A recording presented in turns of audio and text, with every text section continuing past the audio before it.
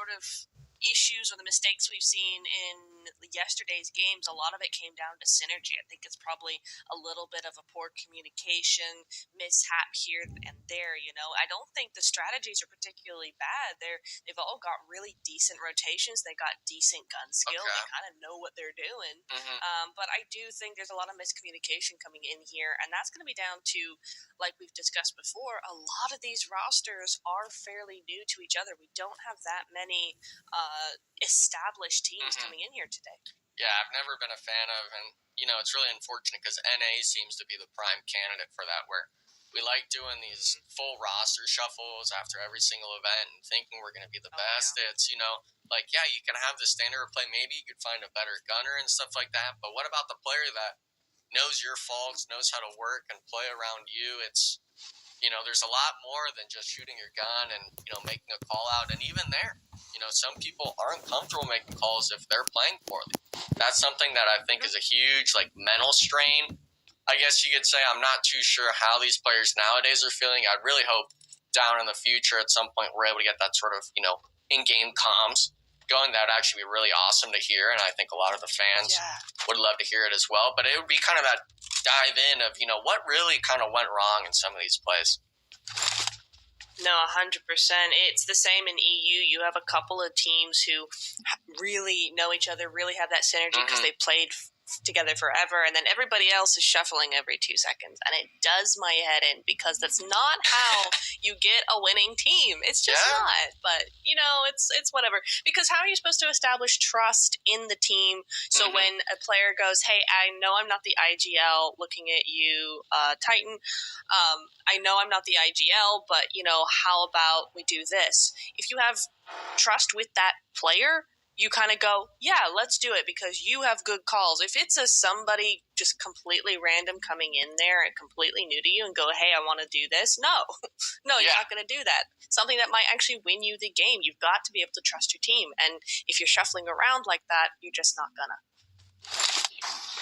Teams for the most part.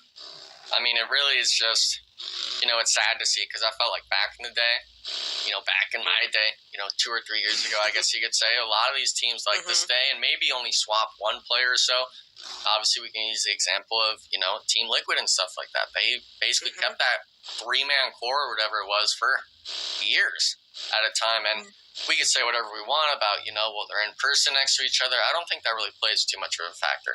It's more just you need to be around these people every day, whether it's online or in-game or whatever the case may be, and really just understand what kind of person they are and what kind of player they're striving to be. And that's where you really kind of digest and understand who's really looking at competing at the highest level, who's serious about it. And we know there's some players, they like playing in the region. It's a good pastime, great for you. It gets that small competitive itch, but other people want to be going against those Mongolian teams, those Chinese teams, whatever the case may be, the Brazilian and Japanese teams as well even. They want to be playing on stage in front of everyone. And some people maybe don't have that same mindset as you, and you got to be able to form a team that matches yours and allows you all to play at the fullest. Obviously now, though, we have had a bit of our discussion. It seems like some action's going on. This is going to be just south of Gatka in the middle, and I don't expect too much happening here. Neptura, I think it's just going to be a lot of teams feeling out where they're kind of wanting to be on the map. It's a lot of bark, no bite for sure. You're seeing teams go, wait, get out of my way, don't come here, we're here, it's my spot, off, or flip, do a flip. All of that. Oh! They did the switcheroony over there from Nate. Let's go. Evade those bullets.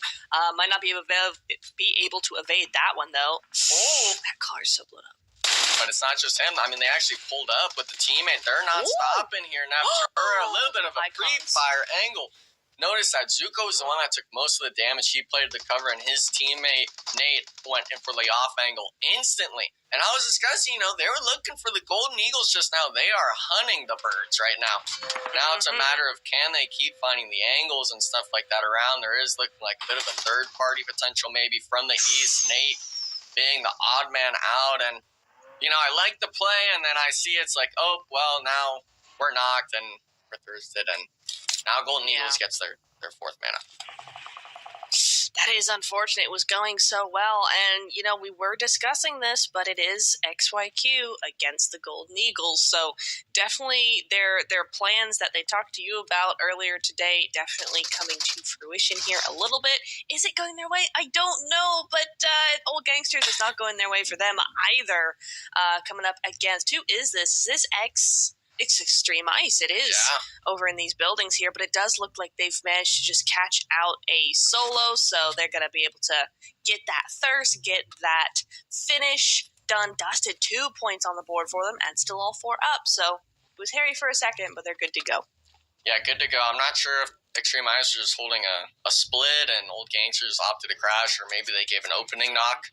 Looks like there's 2 eliminations for the Old Gangster squad, and with that zone shift we can see on the right side, they would be just to the east of this new zone shift, so they're still able to opt in and just stay here if they wanted, or maybe make a rotation. But we're seeing the likes of Dallas and stuff like that straight out of Nepal, those teams that like staying around the edge and kind of in blue zones starting to make their way in. But Manic, I believe they're going to be chilling for the most part.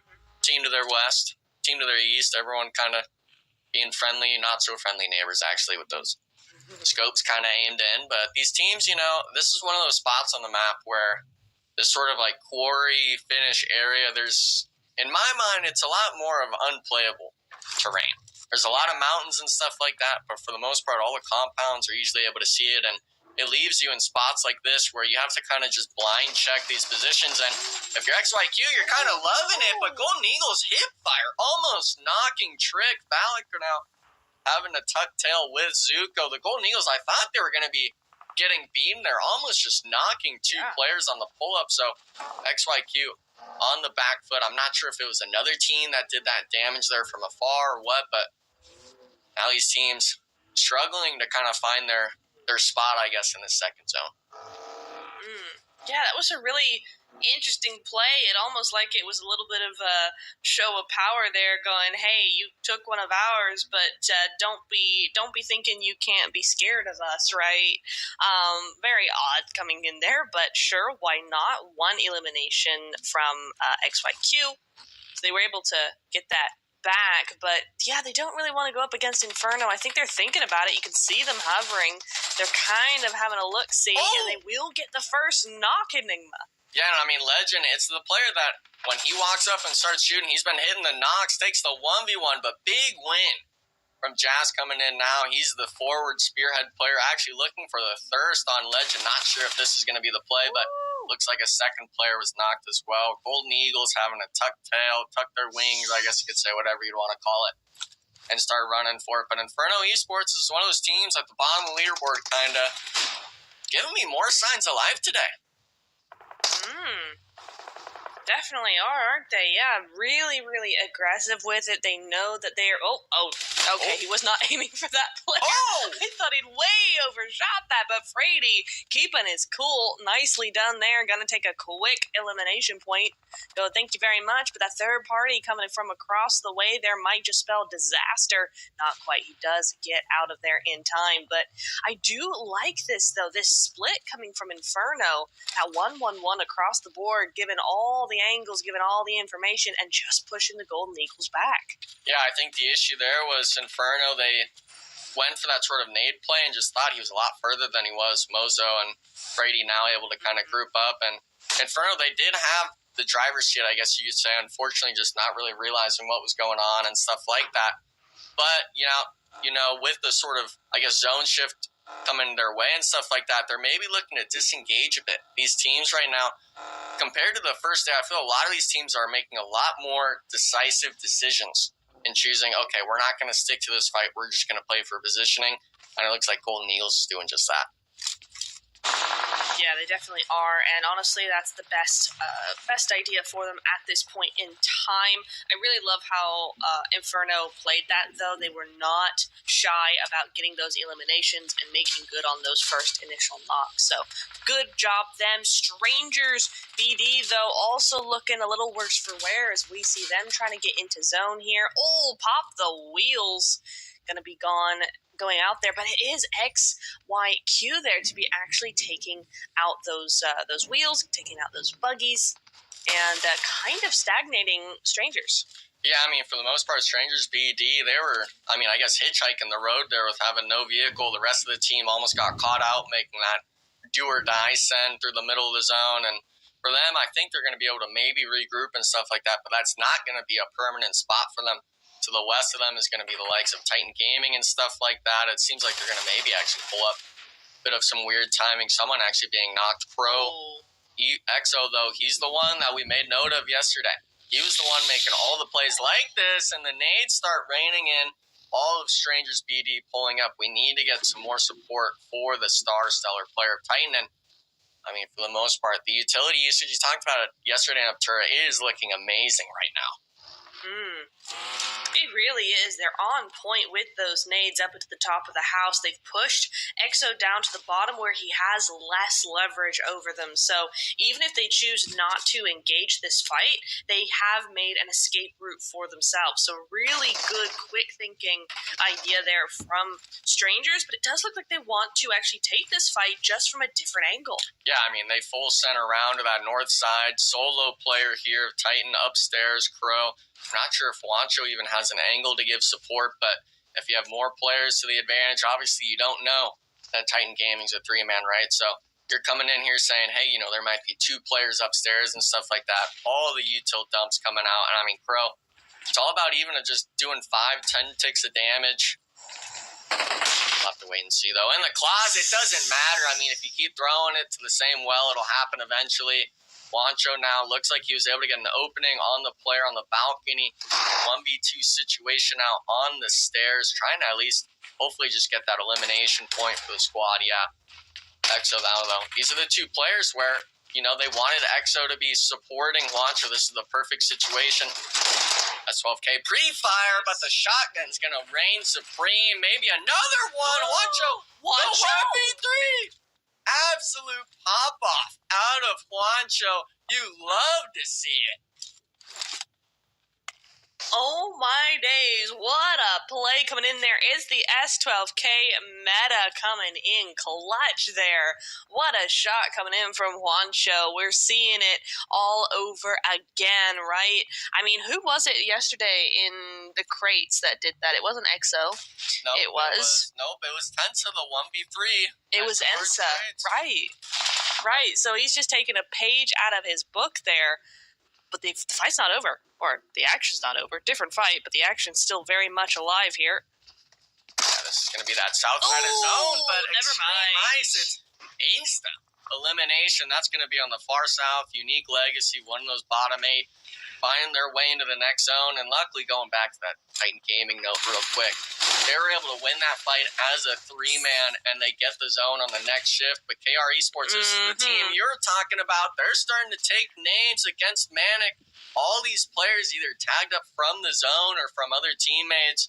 Hunter now trying to find that sort of last player driving around. And I really like this position because it allows them kind of to just come into zone super late, really hold teams like they are on the edge. And, I mean, this is going to be the replay.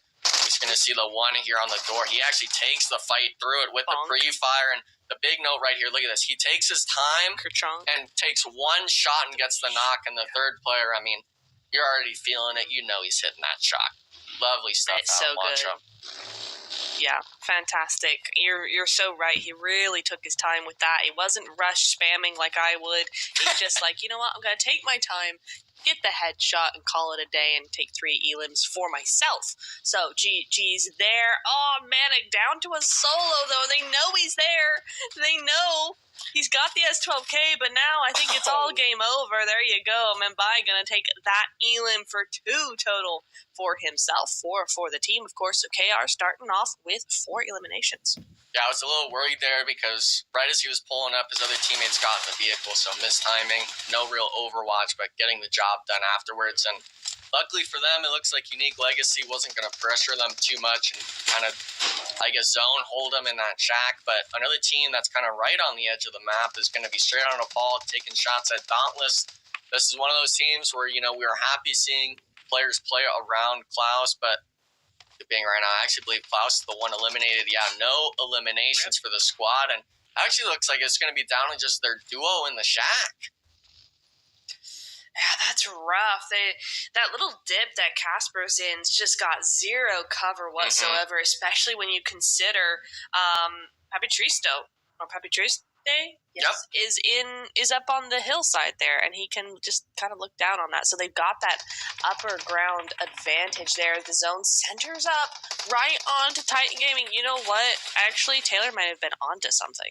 I don't want to hear it just yet. I'm seeing just to the west side on the map, One Esports keeping 4 players up still. Now, they do only have 1 elimination on the board, but we had seen some of these teams really strive in getting their elimination points in the late game. So hopefully they're able to make me, not caster curse them, but caster bless them this day around. And for the most part, I mean, with the zone shift, a lot of these teams, they're going to really have to start choosing, are we going to start fighting or are we going to start driving? Because it's either you rotate to a new spot or you have to take these engagements. And a lot of these teams, I'm really kind of just looking at the map on the side of my screen, and it's like there is not a lot of room for these teams to play. And in terms of playing Raid, actually opting to just full slam the XYQ sniper tower, full rest of the team spread out on this eastern side. But it looks like one player of XYQ is going to be knocked inside. So a little bit of aggression maybe coming out from the squad. 1 elimination already for Raid. We saw Freepoint, yesterday in that first match hitting the double nade knock to take that compound and secure his team that top 5 finish. So these teams, they're starting to really kind of realize that, hey, if we're able to keep these players up in the late game, we're able to start making the magic happen. And if you happen to fight a team like XYQ, they're already a 3-man. You theoretically have the advantage and should be winning this fight. 100%. Yeah, that's going to be, I think that's got to be an automatic knock there. Oh, no, I didn't mean that. I meant on the Valak. I'm sorry. Hey, I mean, a knock onto each of them, I guess you take that. But look at that. Valak's upstairs in it. He's not actually able to get revived instantly like Raid is. So if you're able to recognize that, you're able to start making moves yourself. But the Golden Boys, they're having to make their moves. It looks like a team, I believe KR Esports, full sending a Shack above him. A blessing for them, I guess you could say, being able to keep Mom Bay alive, getting the resets. And, to be honest, I'm kind of liking this spot. Really? Yeah. Okay. You won't in a second. I think somebody's crashing them. That's not going to be good. Yeah, you can see it in the distance there as we're looking at Team Raid. He's just going to be looking at that. Oh, wait. Oh. Unique Legacy.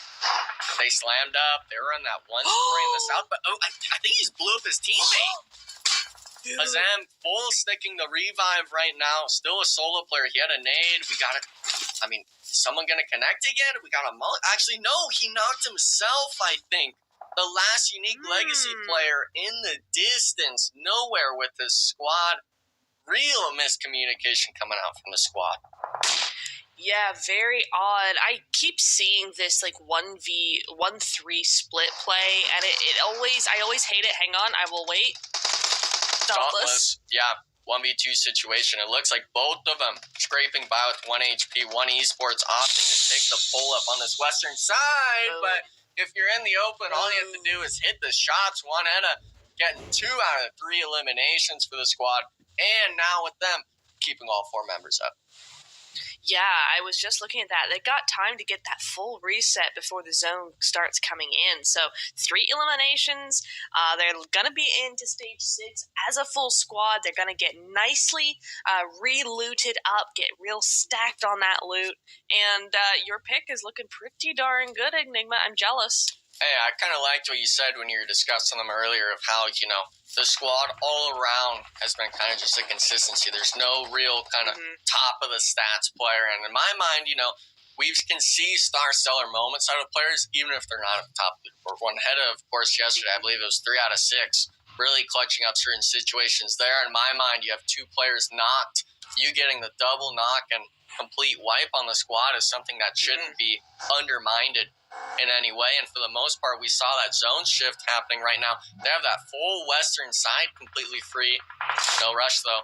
They're making the rotation in. Actually parking their vehicles right on one route. I don't know about this kind of play, Neptura, but the Cheese Mobile might be able to do it for me. Maybe. I mean, you gotta have a pretty big stack of cheese to shield some bullets. I don't think it's all that bulletproof, but sure. It depends on the firmness, right? Are we talking a hard cheese? Are we talking a soft cheese? I mean, I guess hard. I don't think I'd really like soft cheese. I would have thought like that, so. But I mean, for the most part, something that's going to be feeling hard is going to be, I guess, if a frag grenade lands on you. Cat God going for a bit of fishing right now, and he is in range, actually. If he gets a good bounce maybe onto the car or maybe just around the backside, they could start getting those knocks onto No Rush. Titan Gaming as a duo, unfortunately not able to leave their compound just yet from that southern side. So this is going to be a straight 4v4 fight, and with the opening, unfortunately, going to NR being traded instantly. Both teams now 3v3 situation, but I mean, look at this. Did I just count 12 smoke grenades on that guy? I don't know. Dude, smoke grenades are going to do damage, but I mean, the frags hopefully will be able to start connecting over the top. I think that was a double knock as well, so it's going to be just the solo Sicario for One Esports. And I mean, look at this, the instant rotation, the off angle. Make sure you get every sight line covered. And I mean, Raid, I guess they're looking up, but it's looking like a complete wipe for One Esports. 100%. What a beautiful nade coming in there. Those cars sure tanked a lot of damage there. Definitely a hard cheese. But not hard enough, apparently, because it goes over the top. It's not tall enough, man. You got to get a double-decker car in there if you want to evade those nades completely. Really, really beautiful double nade coming in there. And that's gonna do some things. They are trying to get that full reset up and running. And it does look like that third party that we saw threatening on the other side has backed off as well. So, for now, I think everybody's kind of safe at this point. Ooh. That was kind of close, though. Sicario, he actually looks like he actually opted to rotate back a bit, but Titan Gaming, I know that's what you're looking at right now. Full bless on the compound. They're holding the upstairs, but if you're pulling it out, the vehicle is going to see you at some point. White for the squad, unfortunately. One Esports still keeping 4 players up, 7 eliminations to their name. We can obviously see on the right as well. Titan Gaming as a trio this first game. 9 total eliminations. Team Raid being the only remaining squad with 4 players up. 5 elims to theirs, and it looks like they're turning their sights towards the Golden Boys on this roadside. One Esports will have to make the rotation in as well, but Rooter is trying to bait it out maybe. No, he's actually just going to full send it, almost getting knocked out of the buggy, but his teammates pulling. What? 1 knock on the pull-up, both of them getting traded. It is just Alim 1v1 situation. And it looks like he's going to go for an instant reset maybe. But One Esports said, hey, we're not going to Titan Gaming anymore. We're coming all the way around for this action. And Team Raid getting the revive.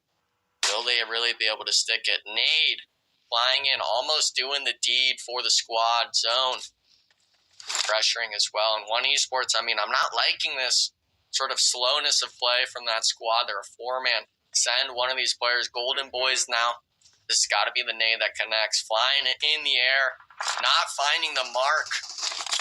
2v2 still. They know where you're at, but you have the vehicle. You have the cover. Teammate winning the 1v1 at 1 HP. And, I mean, I'm loving this play. Full relaxation mode from the Golden Boys squad. Alim now. He was a solo earlier. Has to do it again. Don't crawl near your teammate. Man, he gets found out in the grass.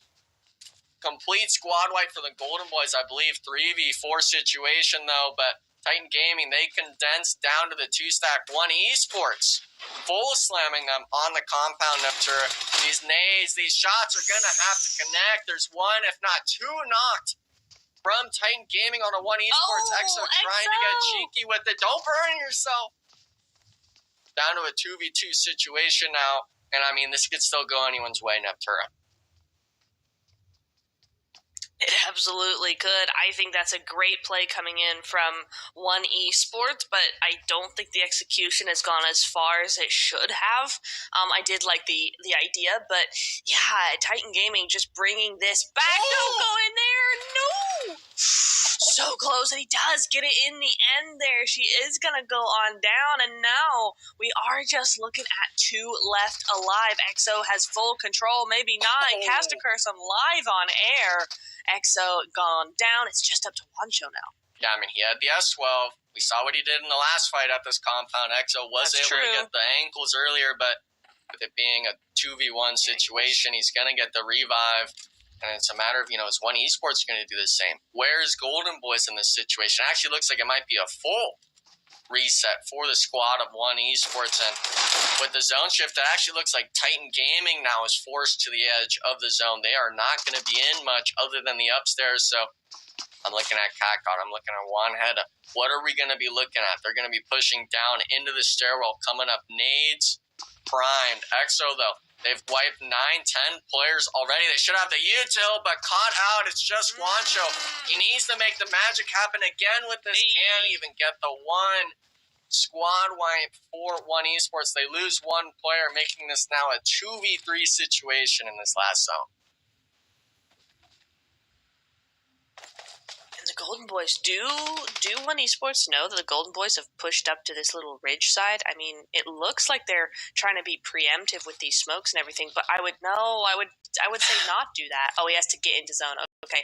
So I'm thinking they might have the element of surprise here. If they don't peek, if they allow One Esports to kind of just push out if they need to, then really Golden Boys should have the advantage here. But it does look like they know where at least one is. Geo gonna have to do something about that, move around, do something, because the zone's coming in now. We are at stage 9, everybody. This team, or this game, has gone as long as it can go, and honestly, I don't know who's going to win this one, to be honest. It could go either way. I mean, when you see the MG come out in that forefront position, if Geo hits his shots, I mean, that's an instant knock with that gun. And unfortunately, if you're Golden Boys, you've used virtually all of your utility, at least one molly to your name. But One Esports, they took the fight with Titan Gaming. You have all the smoke grenades to work with in the world. It's a matter of, can you hit the shots? Now it's going to be the tried-true test. The MG comes spraying out, one knock instantly. No support from the squad. 2v2 situation, and he gets caught in the buggy, I think. 2v1 in the smoke, and the Golden Boys clutching up. 3v2 situation. One Esports, my pick, unfortunately, I guess I will say it was the caster curse Neptura. Golden Boys coming out on top. Yeah, for real. What a play coming in from them. They had the big guns out for sure with that MG3. Oh my goodness me. A really, really good play from them. They brought it back from just basically the crater down in that road. It was bad news there for a bit there, but you know what? They had the right play. Good job. Good game for a lot of teams. Bad game for some, but you got to give credit where credit is due for Golden Boys. Yesterday, they were a conversation without question, and today, well, they're continuing to be that conversation. A 9 elimination game. On top of that, they also get the winner chicken dinner, which roughly comes out to 19. I might, of course, be off by maybe 1 elim or so, but great game from them. A wonderful game from Titan Gaming as well. They come in. Kindness is no longer there. We question Exo. Would he be able to step up? Well, I think he undeniably did, especially in those end zones. Like, he was playing very well. He tried to get a bit too cheeky, right? Jumping up and then burning himself, but we'll ignore that. This play from Wancho Enigma. When I saw that, I said, I think it'll be all right. Yeah, I mean, it's kind of those moments where every team has to have them, where it really kind of solidifies your trust in another player's capabilities. And Exo, if he had his doubts about Wancho, that should be blown away after that match. Both of them, I think each of them had either 4 or 5 eliminations, being that 2-man, I guess you could say, army, so to speak. But it wasn't just that was going on in this game, Taylor. I mean, this whole Shack had a complete nonsense going on. It was just the most randomness, goal sending I think I'd seen so far in this tournament. But One Esports, they were my pick, Taylor. I liked you and I's picks coming into that last zone. Unfortunately, I guess we both cast our curse. I think we did. Dauntless too. Dauntless finished towards the bottom with 0 eliminations. Yeah. We're almost batting 1,000, but we're still a little bit too far away. This end zone, though, Neptura talked to me about it because it seemed like things were calm until it just wasn't. Yeah, first of all, Raid, what are you doing? Second of all, I was with Enigma. I'm thinking, One Esports should have third-partied this. They should have been really quick with it. But you could see them change gears, and they went, actually, while they're busy, let's go get Titan. Let's go get that compound. And I actually really like that idea, Taylor. I think it was a really interesting play. It did work out, but it just went on for too long, I think, and Golden Boys were able to reset and get that MG, get going, and win the game. Yeah, Titan Gaming did exactly what they needed to do in the moment. And that was like, we're a player down. We lost a player a little bit earlier. Luckily, Wancho picks up that 3-piece. He doesn't do that. Obviously, Titan Gaming doesn't get third place. They don't pick up 10 eliminations or get 15 points. But, establishing zone control, especially when you just have 2 players left, it's so important to do. And that hardcover POI, as far as I'm concerned, is the reason why Titan Gaming was able to secure a third-place finish. But One Esports, I give them their flowers. Shout out to them. An incredible game. One Hedda was tearing it up, really proving why she belongs to be on the big stage over at the Pubg Mobile Super League America's fall season. But Golden Boys, the big takeaway with 19 total points. They played out of their minds. But I also want to shout out Inferno Esports. Enigma, they had a decent game, 7 points. Granted, not the most, but they started today down there at the very bottom, pretty much. I think in 15th or 14th place. But they had this tussle with the muscle, right? Tussle with Golden Eagles at the start, and they actually picked up 2 of them. Yeah, I mean, afterwards with the Golden Eagles and stuff like that, they turned their sights straight out on Nepal and stuff like that. And as a squad, it shows, they're not letting that day one really kind of, I guess, hinder their performances overall. But the overall is coming up right now. It's still obviously going to be Golden Eagles up there. But the big surprise, I think, for everyone is going to be One Esports moving up to second place. 65 total points under their belt. And on top of that, Titan Gaming moving up to third. The 3-man in the game one, essentially a duo, I guess you could say, for most of it. Being able to shoot themselves up the leaderboard still. Yeah, Wancho and Exo going massive for their roster, Neptura. There's going to be a lot of shaking about whenever it comes from second down to 6th place. But for those rosters who are below the top 2, they've got to get serious, right? And that's a good example of it. And for those who are even further down, well, they might be in a little bit of trouble. Straight out of Nepal, still trying to break onto the first page. Yeah, they are. I mean, Enigma and I were talking about it, right, where it's kind of like the cutoff's game 8 before you have to really start locking in. And so we do have one more game ready to go. But, yeah, for a lot of these teams on this second half, it's going to be so difficult. Yes, you've got that talent there. We're seeing a lot more elims than placement points for a lot of those teams. But, yeah, they got to change something. Got to change something. And by the way, shout out to Exo and Wancho on Titan Gaming. They were the top 2 elimination leaders from game number 1, both with 5 eliminations respectively. Incredible performance, and that's why they have moved all the way up to where they are. How far can they go? Well, we've got 5 more games to at least continue to tell that story. Chat, let us know. What do you think about game number 1, and who are you predicting for game number 2? Let's get those predictions in early. We're going to take a quick break. When we come back, moving to map number 2, we're going to Miramar right after this. Version 3.3 brings tons of new updates to Metro Royale. Let's check them out together. To start off, we added 2 shotgun faction weapons. They are the DBS and S12K. With their addition, you have more faction weapon choices than ever. Additional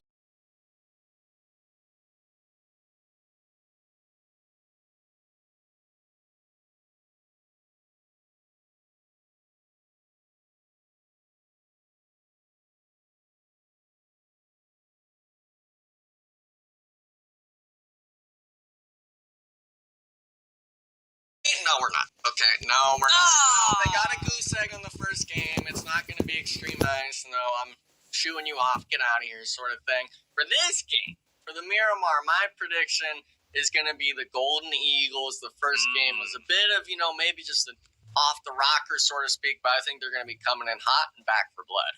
All right, Golden Eagles is a solid pick. They managed to get second place on Miramar yesterday for map number 2. They're looking to go on map number 2 this time and get first place and recover from that just terrible map number 1. Granted, still in first place, but they've got a lot of teams trying to catch up. Now, for me, I'm going to keep the trading going. I'm going Titan Gaming once again, and the reason why, well, Titan Gaming might not be the best Miramar team, but now they've got all 4 of their players. And Exo and Wancho, they are on fire. Kaiden Kindness back into the mix, hey, I think they're going to be just fine. Of course, Crow being there too. So all four of those players are in. Their shots are hitting today. I think they're going to be just fine. So Miramar, I'm going all Titan Gaming, and, well, they're about to break into top 2. You just wait and see. After all, chat, though, you let us know who's going to be your prediction for map number 2 on Miramar. Will the ball keep rolling for Golden Eagles, or will we see today their downfall as other teams are looking to make their way up to get that much closer to qualify for the Pubg Mobile Super League America's fall season? Without further ado, let's head into map number 2. Enigma, Neptura, take it away. Okay, Miramar. This is my personal favorite map, especially when I competed and stuff like that. I think it's definitely a favorite for a lot of these teams as well, especially your pick, Extreme Ice. Now, I was going to pick them with you before that first game, Neptura, because I was really thinking, it would be nice just to see the same team just over and over win Miramar, because then it's like, that's their map. But after seeing that first game where they dropped the old goose egg and they dropped from, that top 3, like straight down kind of, it didn't really sit that well with me, so to speak, I mean, I suppose, but then this is the map where they get to come back and bring out all the guns blazing, right? You got that momentum from the last Miramars. You got that confidence reinstilled after a 0-point game on Erangel. To me, we're looking at this team being revitalized by this map. Yeah, one team I did like seeing in that last match as well is Team Raid. I felt like they've had a really strong start in the last 2 days. Obviously, they had that top 4 in that first game yesterday. Last match, of course, they were in that top 4 range as well, even though they did kind of throw that fight against the Golden Boys. Still nice to see them up in that upper end of the placements. And for Miramar, for the most part, it's definitely kind of that check and then, here we go. I've been wanting it, Neptura. The islands on the east side of Hala and stuff like that, whatever it is over there. Oh, please, just this one game, just end it on the islands out there. I mean, it's so rare, right? I think the last time I saw it was at least a year ago, at least. Oh, yeah. And it's so much fun. Not for them, not for the players. No. It's bad, but it's so much fun to watch and to watch them suffer. And it's great sometimes. We want to have some fun as well. All right, it can't be all basic zones for you to get your strategies and get playing well. No, we want to see full send into the water, struggling to survive because it's fun and we're evil. So. Yeah, I mean, pull a rabbit out of the hat at that point, and I don't think any of these guys are really magicians in any way, and I really don't think I've ever seen a zone end on those eastern islands. I've seen it go south, cross the water there. That was maybe once or twice, but one team that doesn't care about the zone at all is going to be Dauntless. 4-man sending the Golden Eagles. No. If you got the guns, you get both of them. They're not stopping after the failure of the first game. They're doing it the second one, Neptura, and this time around, they get 2 of them. Oh my goodness. They really do have a target on their back, don't they? My goodness me. They're not going to be allowed to get any points tonight if this is how it's going to be for them. These poor players do have to go off as a duo. And to be honest, Enigma, it was the wrong... Well, I'm not going to say it was the wrong duo to survive. I'm not going to go that far. But both team players that have gone are Legend and Frady, who were top fraggers for the team in the last game. So a really rough turn of events for them.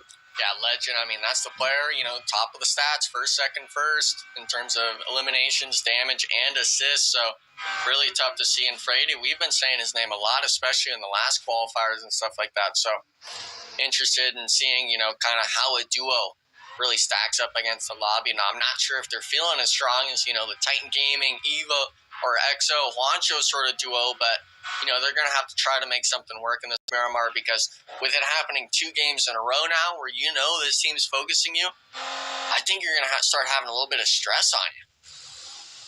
Yeah. 100%. You're going to be rethinking a lot of the plan for the game, which in and of itself may actually end up letting the rest of the squad lose their life as well. You know, if you've got that uncertainty, if you're switching things up last minute, sometimes it can have an adverse effect. So hopefully they can pull through and get that under control. Whoa, very quick little swerve there to avoid that tractor. Well done. Okay, you know what? This might be the best driver NA for sure. He's just avoided everything. I mean, there's the thing of avoiding stuff, Neptura, and then there's like, why are you driving that close to it? You know, like, are you really trying to just crash when there's a player at the compound? But, you know, they're the pros, not me. I just like watching now. Unique Legacy, of course, is the team we're talking about. It's going to be along that eastern side. Hey, come on. You know, I don't like toot my own horn. Okay. No, I like letting other people do it. Choo-choo. No, I'd be saying choo-choo, you know, but we're not. I didn't get on your train this time around. Yeah, so you didn't get on the train. I didn't get on the train. Salty about that. Yeah, no, we ain't doing that. For the most part, I mean, these teams, we saw, you know, that bottom 8 sort of graphic while we were loading in and stuff like that. Obviously, I'm looking at, you know, No Risk. I'm looking at Strangers BD, and, you know, this is the game. This is that moment where you got to really start performing well, or else you're kind of already just locked out in my book of really making that top 2. And, you know, last qualifiers, it was that top 3. That was that one extra slot, but now with it only being top 2, it's just even harder of a way for you to, you know, be able to qualify and stuff like that. And, you know, we've seen the likes of it. Even after one game, Titan Game was able to move up from that 7-8 range all the way up into that top 3. And I'm not sure if maybe it'll be the nerves or, you know, the competitive, I guess, integrity or just consistency some of these teams have. But I think we're really going to start seeing who's going to start crumbling under the pressure. 100%. And the problem is that you don't want to crack just yet because the leaderboards are so close. There's not that much of a gap. Certainly not for day 2, right? No, you're not going to get first place by the end of the day, but you could get top 5, and that sets you up really well for tomorrow. So definitely want to hold on to your nerve as much as possible today because this definitely is make or break. Yeah, and I always feel bad, too, especially when we go into that last day and stuff like that, where it's, you know, hopefully that close leaderboard. When it comes down to those games, if someone makes one mistake, you know, it's just all nerves or just on ends and stuff like that. It really can be a huge mental blow for some teams, and we'll really see who's able to handle that sort of stuff. And, you know, Old Gangsters, they were a team that I felt last qualifiers, they performed decently well and stuff like that. This time around, we see them near the bottom. A leaderboard straight out of Nepal, we thought was going to be performing a little bit better throughout that first day, but they really only had a few eliminations per game. These teams, you know, unfortunately, it's that idea of, you know, someone's got to be at the bottom, but we just didn't expect these names here. An early fight coming up here, and it is it's Inferno, who you spoke about coming out of the last game, but no, bad boy gotta go in the ground. He gotta go back to lobby, and his teammates have to abandon him. There's no coming back from that. He is gonna get flushed out there, and KR storming up this hill here. Yeah, I really just feel bad. You know, as soon as you see him get in the buggy, you understand that he's leaving him out to dry. Inferno Esports, it still looks like they're debating on whether they should be rotating out or not. Now forced to stay. KR Esports, they get up the hill, but Gatsby opening knock, 3v3 situation now, but the issue is you're not the one with the hillside. You have to start pushing Jazz. UMP in hand is able to see the solo off to the left, not getting any shots down. That is actually going through the smoke, I believe. So 2v3 situation. The Overwatch isn't going to find the knock. Gatsby gets him for free. Solo now for KR Esports, who I thought was going to have this in the bag. Fumbling under the pressure. Infernal Esports loving this fact. Now, obviously, they're making their moves up. The vehicles are coming out. Obviously, we have a mini, but if you start getting tapped like that, you might be getting knocked. As them trying to book it to the hills, you have to start taking this 1v1 eventually. And, I mean, I think this is a misplay. You got to go for it at some point, Neptura. You're not going to do much as a solo. You just saw your team get wiped. I get that. Maybe you're not feeling hot yourself, but you need to start taking these engagements, right? Yeah, it's a tough one to call for sure. And I hate to tell you, but it's not going to go to the islands. We are going mainland. It's gone basic. PUBG chickened out for real, but all right, it's whatever. It's fine. Tell you who's not chickening out. It's Raid. They're coming in full send in here, and it's not going super well, but they are getting those trades. They are being able to dwindle the numbers of Raid bit by bit as Unique Legacy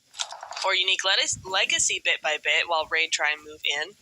They're just down to a solo, but it does look like it is going to be... Oh, no, it's a 1v3, so not too bad at all for them. Pika with the nade, though, cooking it big time. There he goes, lets it fly, and seems to do a little bit of damage at least.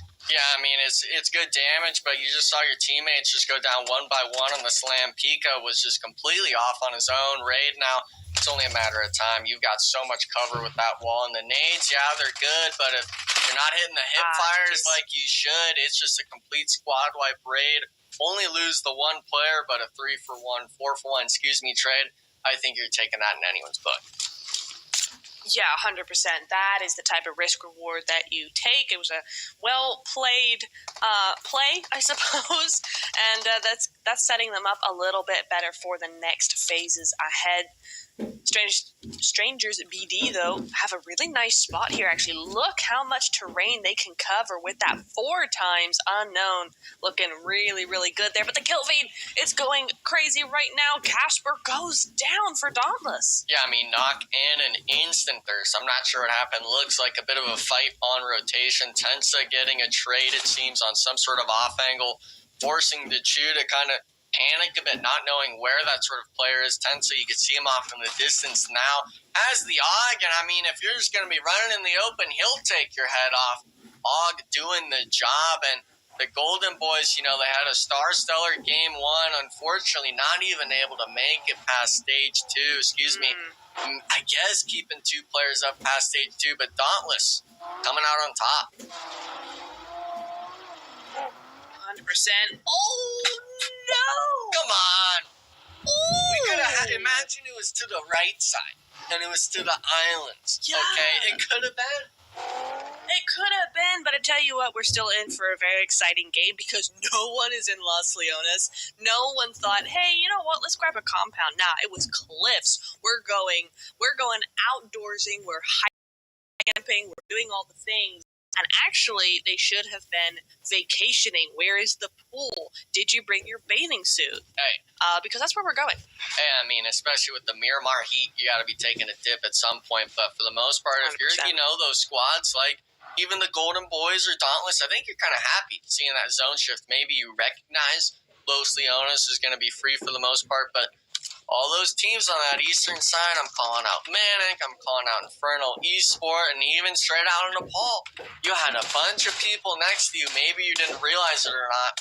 Frankie being one of those unfortunate victims of the rat plague. KR Esports, they're actually down to a solo, it seems, so trying to just soak up as many eliminations as possible. And I'm not sure if he's actually going to be able to really get this. Crawls away from the vehicle and not enough in time, being thirsted out, but that's not the only spot. Old Gangsters slamming this warehouse building onto No Rush. Having to find the angles, and they know he's up there. Oh, this is such an unfortunate series of events. If the nade connects, it's on your head. Oh. The bank, no risk, giving the opening knock. They know now there's rats in here. They got to start exterminating them. Old Gangsters pulling out the util in every single room. They know you're there in some way, but getting caught out with the molly in hand. 1-for-1 trade, it seems. Benny not going down just yet, trying to give support, and he's actually going to vault in. Loston's winning the 1v1 with the AK. Not expecting that daring of a play, and you see him prone. You know he's going to peek at some point. The 7.62 does not lie. Havoc now. 1v3 situation, not going to get the job done. Old Gangsters, they had given a knock at one point, but getting the reset for free eliminations for the squad, and doesn't seem like there's anyone around him, the third party. And let's look at that stat real quick, because Lost just got a 1v3 there. Tensa's done the exact same thing over in Los Leones as well. So we got a lot of, or at least a couple of players here who are starting to do the business. And of course, Tensa was not the player to do that last time. Dauntless went out fairly early on, but making up for it now for sure. They're coming to play. I mean, they're saying, hey, if you guys aren't 100%. wanting to take these fights, if you're going to get lazy with it, I'll come at you.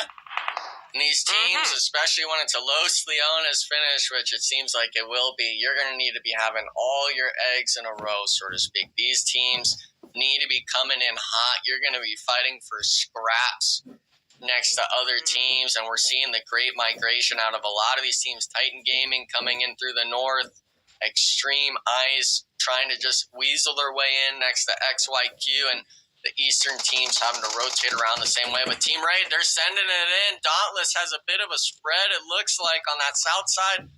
Maybe even finding the shots on them. Golden Boys as well. This almost looks like a six-man squad holding out Team Raid with how it's set up, losing 2 on that rotation.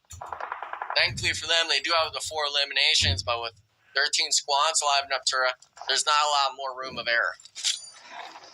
No, I'm surprised everybody's just convening on this one compound or one section of the city, right? Everybody just went meeting places here, everybody get here at 7 p.m., and they all showed up at the same time, and they're all getting a little bit congested. Guys, the city's pretty big. You don't all need to be in the same 2 compounds. Hey, I mean, maybe it was a surprise birthday party or something, how many people showing up and showing out, but it was a surprise for Raid, of course. Now they're getting focused with some utility spam. Not sure if any will really connect, but Strand and Nepal came rotating in. We also have Manic that rotated in from that south side, accumulating it. And I think a lot of these teams, they like taking this easternmost part of Los Leones, just thinking of, okay, well, if it centers, we'll be in the best position possible. But we always know that some of these teams that like playing that edge, they'll go right around you, weasel their way in, and they'll be the ones having room to make moves on you. And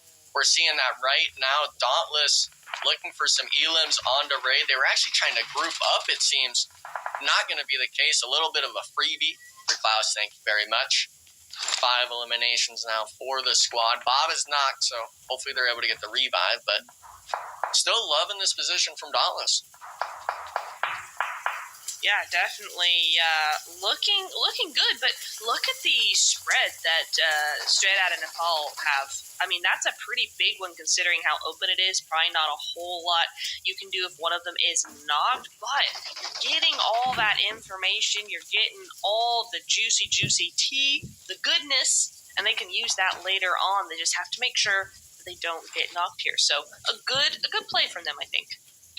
Yeah, the main thing is, we're still kind of early in the stages of the zones, but with city finishes, a lot of teams, a lot of IGLs like to opt into those buildings and stuff like that, and that's why we're seeing a lot of people losing players early on, because if you're in a vehicle, that means you can't be shooting your weapon back at some of these squads, and with it being so early on, we only have 38 remaining, meaning that a lot of these squads either eliminated early or took some casualties along the way, and that could be the deciding factor. We had seen yesterday a lot of the squads that were able to keep 4 players up going into the late game were able to really start kind of being a sponge for those elimination points and those placement points off of the sheer team alone. So hopefully we'll be able to see it, and I think the big deciding factor right now is going to be the shift. Whoa. Actually goes a bit out of the city, Neptura.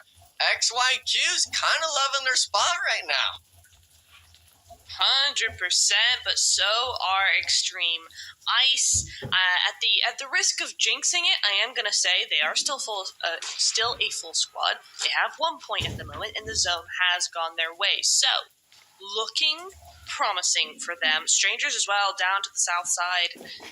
Going to be wanting to move on in, but in their position, I personally would be saying hold your position and just let loose with those bullets, get those knocks, get those eliminations as much as you can before thinking about zone, because other teams are going to want to start moving in ahead of you. Yeah, some teams that don't really have to be moving, of course, is going to be your pick Extreme Ice. They have one elimination onto the XYQ squad, but I think there's going to be a moment where Extreme Ice realizes that XYQ is this split.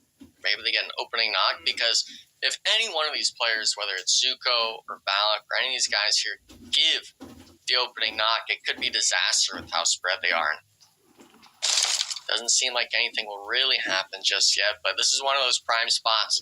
If you give it up, you're going to be hating yourself until that next match, is realizing you kind of just threw the game away trick. Does get some shots down, but it seems like it might just be that sort of stalemate kind of mindset going on with these teams. Yeah, there's going to be a lot of hesitancy to move out of these positions, as you said, right? You know, these positions, they got locked and loaded. The mountains around Los Leones are way too good to be giving up easily. So I think we got a little bit of a stalemate coming into play here, but that might be upset by some of the teams to the south side and particularly to the west side as well. There are a couple of teams that are still in more of the city than the zone is allowing, and the zone now moving in fairly quickly might just end up pushing everybody together. I mean, pushing together, that's going to be...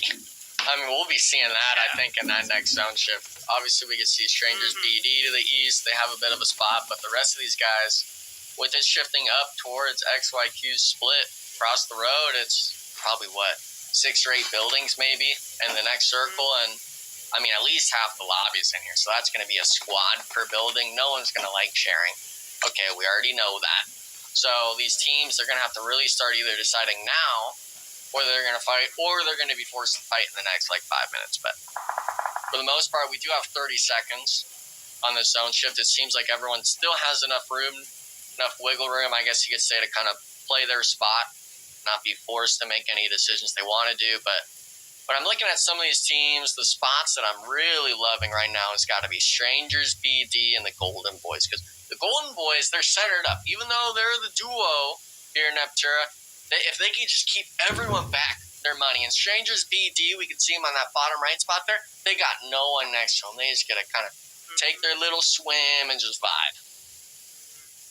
Yeah, might even vibe on a zip line, because they are going to have to move inside a zone. But as I said before, you got a great position. You don't need to move just yet. Even if the zone starts hurting a little bit, those elims are going to be way more important. But they aren't going to go for that strategy. They are going to make a quick rotation to the north side, so we'll see how that goes for them. In the meantime, though, Dauntless taking some names down here. They saw having a nade earlier, so I'm not sure if they got that. No, they did not. They did not get that elimination from them, but they did show that, hey, we are here. You might want to move because we are within nade range.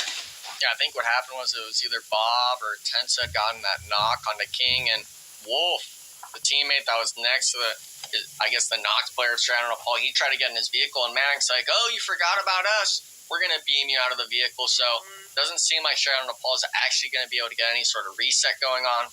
Will be just a solo. And, I mean, if you're Dauntless, if you're able to maybe read the room right and recognize that Straddle Paul is on that eastern side, you could really start making plays. But a team that's feeling the pressure right now is going to be Extreme Ice still. The XYQ split, trying to hold it to him. Titan Gaming now craning over the mountain, and they get an opening onto Remix. A second player knocked by Zuko. It does not matter if you smoke it, if there's another player on the other side of that. Unfortunate to see for the squad, and I'm not actually sure what even happened. We're down to a solo of Extreme Ice down underneath the compound, so really unfortunate stuff to see Titan Gaming. I mean, we're seeing Crow right now just absolutely vulturing himself over the top of this, waiting for someone to peek themselves. And XYQ, I think they might honestly take the initiative here.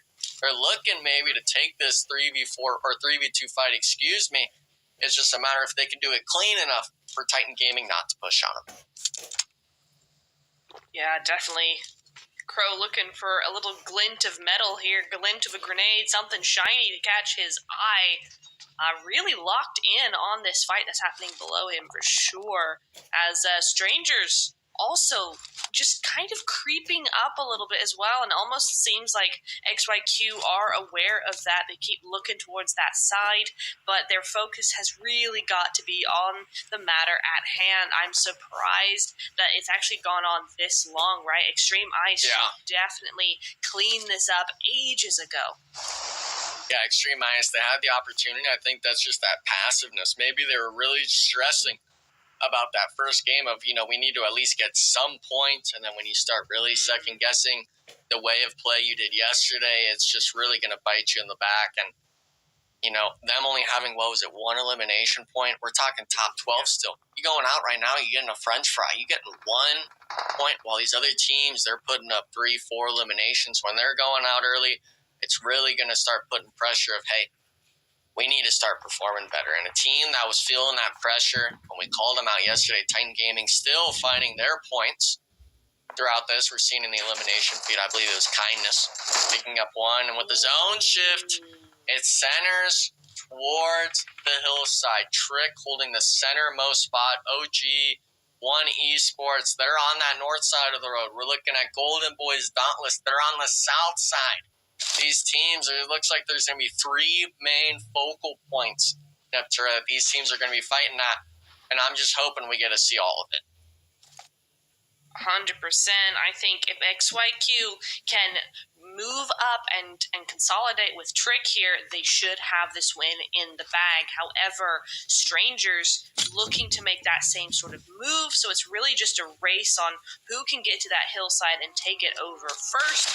Meanwhile, over on this western and southwestern side, you've got all the stuff happening right now. Tensa doing what Tensa does best, as Inferno trying to get this reset right now.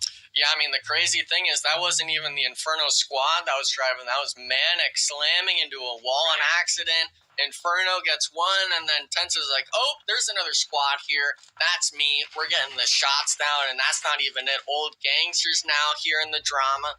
They're getting in the action on Infernal Esports. While this is happening, though, Dauntless, they're saying, okay, we gave ourselves enough space to work with. We're going to start working the Golden Boys. We took 2 of them out earlier. We're going to finish the job. And Klaus, he's got the P90. Unfortunately, losing Bob early. Are you going to take the 2v2 or are you going to reset P90? A little bit of pre-fire. They're kind of stressing. They know one's on the ground floor. That's the player they got to focus, but big damage coming out from the nade bounce. Hearing the heel off, not going to have any support. Golden Boys playing this to perfection. The Molly's going to burn you. And the S12K, unfortunately, this time not getting the job done with 1 per shot. Free point, though. He was the solo to the south. He's starting to make his move. 1 HP does get the heel off. Now it's his turn. Can he pull a 1v2 off? Vector in hand. One of the weapons. That is not the competitive player's choice, to say the least. Can he get it done? He does have the extended, so he can theoretically get both players with 1 clip, but the issue's now going to be, is the third party going to happen? Is Golden Boys going to aggress on top of you? And with it being this 1-1 upstairs and downstairs, you got to worry, Neptura, about the jump out. You got to worry about the roof angle, and we're seeing it right now. He jumped off. He went into the next set, and it doesn't matter if he's winning the 1v1. Unfortunately, they are out now. Golden Boys holding off the Stampede on the south side. Lovely stuff to see from them. Yeah, 100%.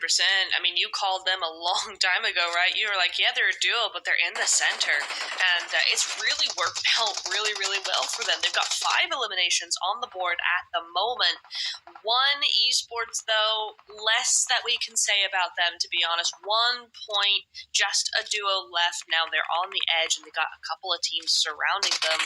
Far cry from that second place that we saw from them earlier, but XYQ now next to take the stand here up against Titan Esports. They're looking for those nades, and they find it. Kindness coming back with a bang. Yeah, I mean, the issue was just Valak and them. They were knowing that Titan Gaming was going to be throwing out the nades, but oh my goodness, I thought he was going to do them dirty with that EXO. 1 HP, clutching it up, but will it be for nothing? Strangers BD. Now, they know you're weak. There's 1 player up. Full 4-man sending over the top. Can you get the job done? Still waiting on the action. Unknown. They're actually maybe a little more hesitant. Don't understand how many players are up and where he's at. But at some point, you're going to get flushed out. Neptura, the nades are coming. And, I'm loving this. The low toss. Oh, but if he got knocked, that's not the case. EXO getting blessed. Strangers BD, a little bit of a misplay in my eyes. Now having to worry about the zone. 1v1 situation. It doesn't seem like they're going to full commit onto the Titan Gaming solo. Molly might be able to get the finish off, but you got to worry about Old Gangsters now. He's actually just going to ego it, full pushing up, trying to find the vault spot, and I don't think he can get it. Trying to play the positioning. He knows Old Gangsters is there, but is forced to make this rotation. Now realizing he's got room to work with. Strangers BD. This is what's the difference between the top and the bottom of the leaderboard. Even in these late game situations, he's able to stay calm under the pressure. While that's going on, One Esports unfortunately eliminated. Golden Boys still making the cross across the street. The tallest task, I think, in the lobby right now. Into Infernal Esports. With that being said, unfortunately, Zagas gets the Titan Gaming solo. Now turning to Old Gangster, who's pushing onto Infernal Esports, both 1 HP. The pre-fire is not in time. Gatsby winning it out. So many single fights going on, allowing these players to get the points accumulated. And for the most part, now Katri, he has to make his move. 1v1 again in the building. Your teammate just got rolled. He wins it this time around, though. And unfortunately, the solo of Gatsby on the other side of the road being caught out. 3v1 situation now for Katri. And I'm not seeing any way he's winning this. Nah, unless Strangers BD going one by one, which he does get the one player. He's going to flush that out immediately there. So that's 3 eliminations, pushing up the count to 8 for his squad.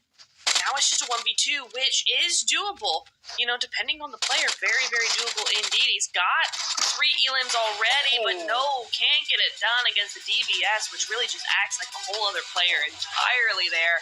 GG, Strangers BD coming in clutch with that one. Yeah, for the most part, this squad was looking a little bit faulty, leaving EXO alive for so long on the mountain, but when it comes to the 1v3 at the end, it's really hard to throw those situations out the window. This squad near the bottom of the leaderboard, thankfully now coming back and maybe getting a little bit of their stride going into day 2. I really want to get your insight with it, Taylor. Were you really expecting Strangers BD, one of the bottom 8 teams, at least that specific team, to win this, or do you think someone like XYQ would be winning it?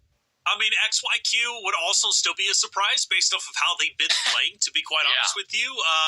Come on. So, first and second, obviously, you've got Strangers BD, then you have Old Gangsters. Like, both of those rosters have been pretty much non-existent. The only time we really talked about Strangers BD was the last game, and that was because they got into this fight at the beginning and they ended up getting wiped out. So, it's like, that's the only time we were discussing them. Now, though, they're a real talking point, and a talking point that could potentially break into the top page, not based off of this game, but if they keep that energy up, hey, I think they'll be just fine. Yesterday, the narrative was around teams that we didn't really talk about. We didn't really know the most about, right? Today, I think relatively the same. Strangers, Inferno, picking up 9 eliminations, and let's not forget their game number 1, where they performed well against Golden Eagles, but there, I'm going to take a pause. The Golden Eagles. First place, right? Victims of their own success, Neptura. And I'm so sad to see that, right? Because it's like we talked about that target they had on their back. Off the rip, game number 1, Inferno Esports targets them. Game number 2, now it's Dauntless. Yeah, I would be absolutely livid if I were them at the moment. I have mixed feelings about a target that's this targeted, right? But, they're going to have to push past it. They're going to have to push through it. They cannot fall victim to other people's shenanigans, right? It's all part of the game, and they have to really get some stuff done. Oh, that spray is iconic. Okay, didn't see that the first time around. But, yeah, I think I think really, they're going to have to switch something up. Maybe even if it's just rotating along the same direction, but a slightly different path to kind of preempt some of this targeting. Yeah, I've got a narrative about Golden Eagles for sure, but I just want to kind of touch on, obviously, XYQ nearly making that phenomenal play. Enigma, you were losing your mind at that moment. I'm thinking to myself, wow, I'm about to lose my mind as well, but obviously didn't make it happen. But as we get closer to this now, Old Gangsters nearly pulling this off. I want to talk about that. Strangers BD nearly dropped the bomb on themselves. I thought they were going to lose this infight. Yeah, I mean, for the most part, it came down to this sort of DBS spam. The UMP, is nice, but you got to hit the hip fire, maybe throw them off. And Fishy's like, no, I'll eat the first bullet or two. I'll just put you down in one. And for the most part, it works out for him. That's why this shotgun meta is so important now, is just how quick of an elimination you can get. And for the most part, we're looking at it right now. Strangers BD, they were the winners of that last game. 6 eliminations as a squad, 1,200 damage.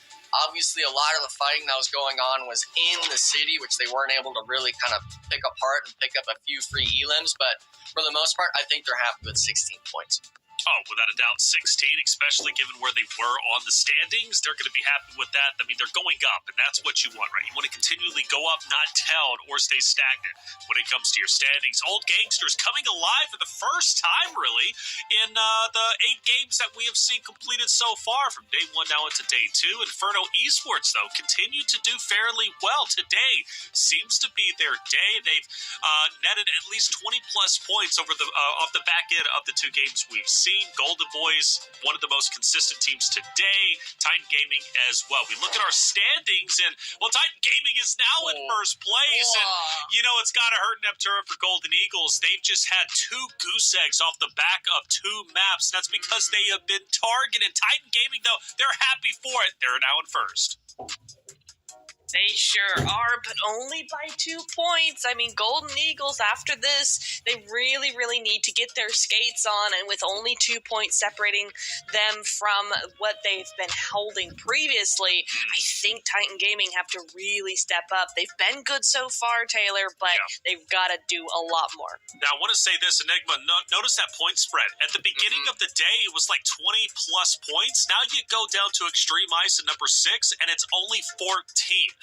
The points have become closer today, where I'm going to be honest, I thought the point spread was going to grow. I mean, for the most part, my main concern is just Titan Gaming. Obviously, their elimination count is at 52. 18 of those, if my math is right, is from the last 2 games. For Golden Eagles, they're right next to them in the elims, but I think they've only had 1 on the day. So if we're factoring that in 1 to 18, it's showing who has that momentum. And on top of that, one team, that we do like seeing moving up, still has a lot of work, I guess you could say, to grow, is going to be Old Gangsters. That game in the top 2, Strangers BD, they've moved up a bit. Still a tall order, though, for me to say that they're able to make top 2.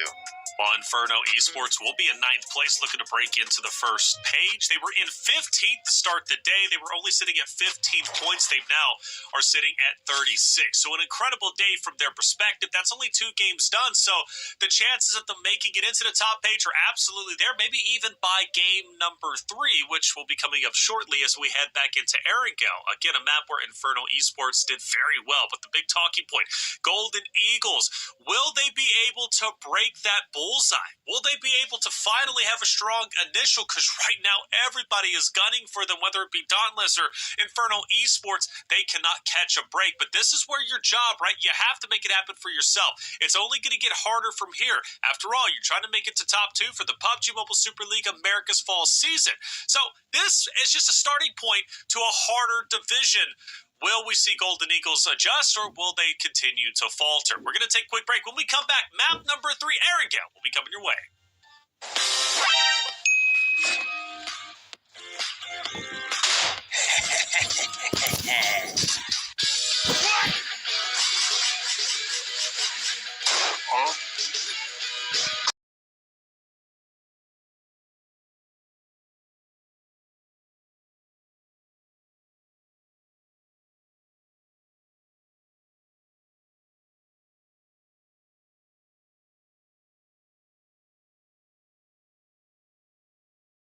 Wanted that island pull, but either way, it's always fun to see that bottom right, because I swear every time I saw it, during the America Spring season, it would always go top left.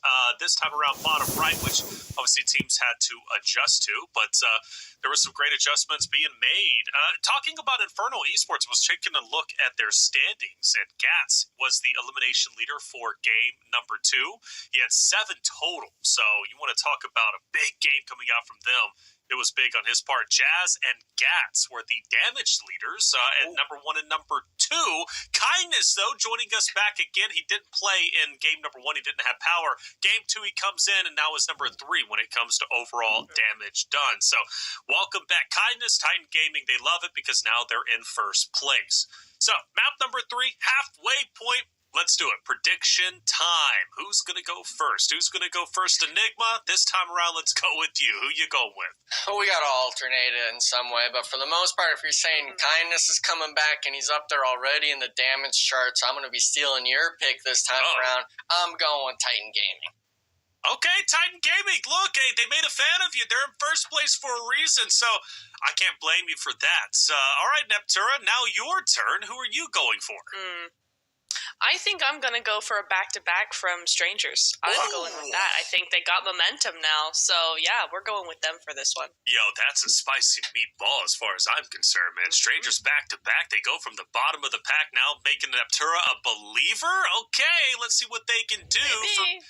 For me, I'm going to go with One Esports. Haven't had a chance to back them up today. I think they're going to be great here in this moment.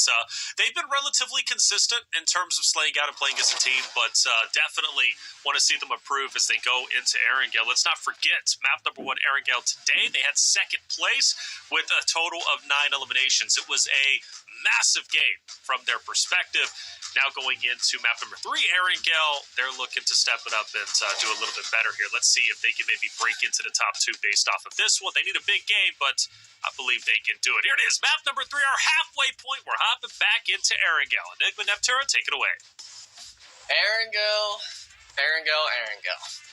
This is the second one on the day. We got another one later on. But for the most part, this is going to be, game 9 out of 18 for the tournament. So after this will be the halfway point. And for a lot of these teams, especially that bottom 9, I'm looking at, obviously Infernal Esports, Old Gangsters, Strangers PD, those teams that, we had just seen some signs of life out of them.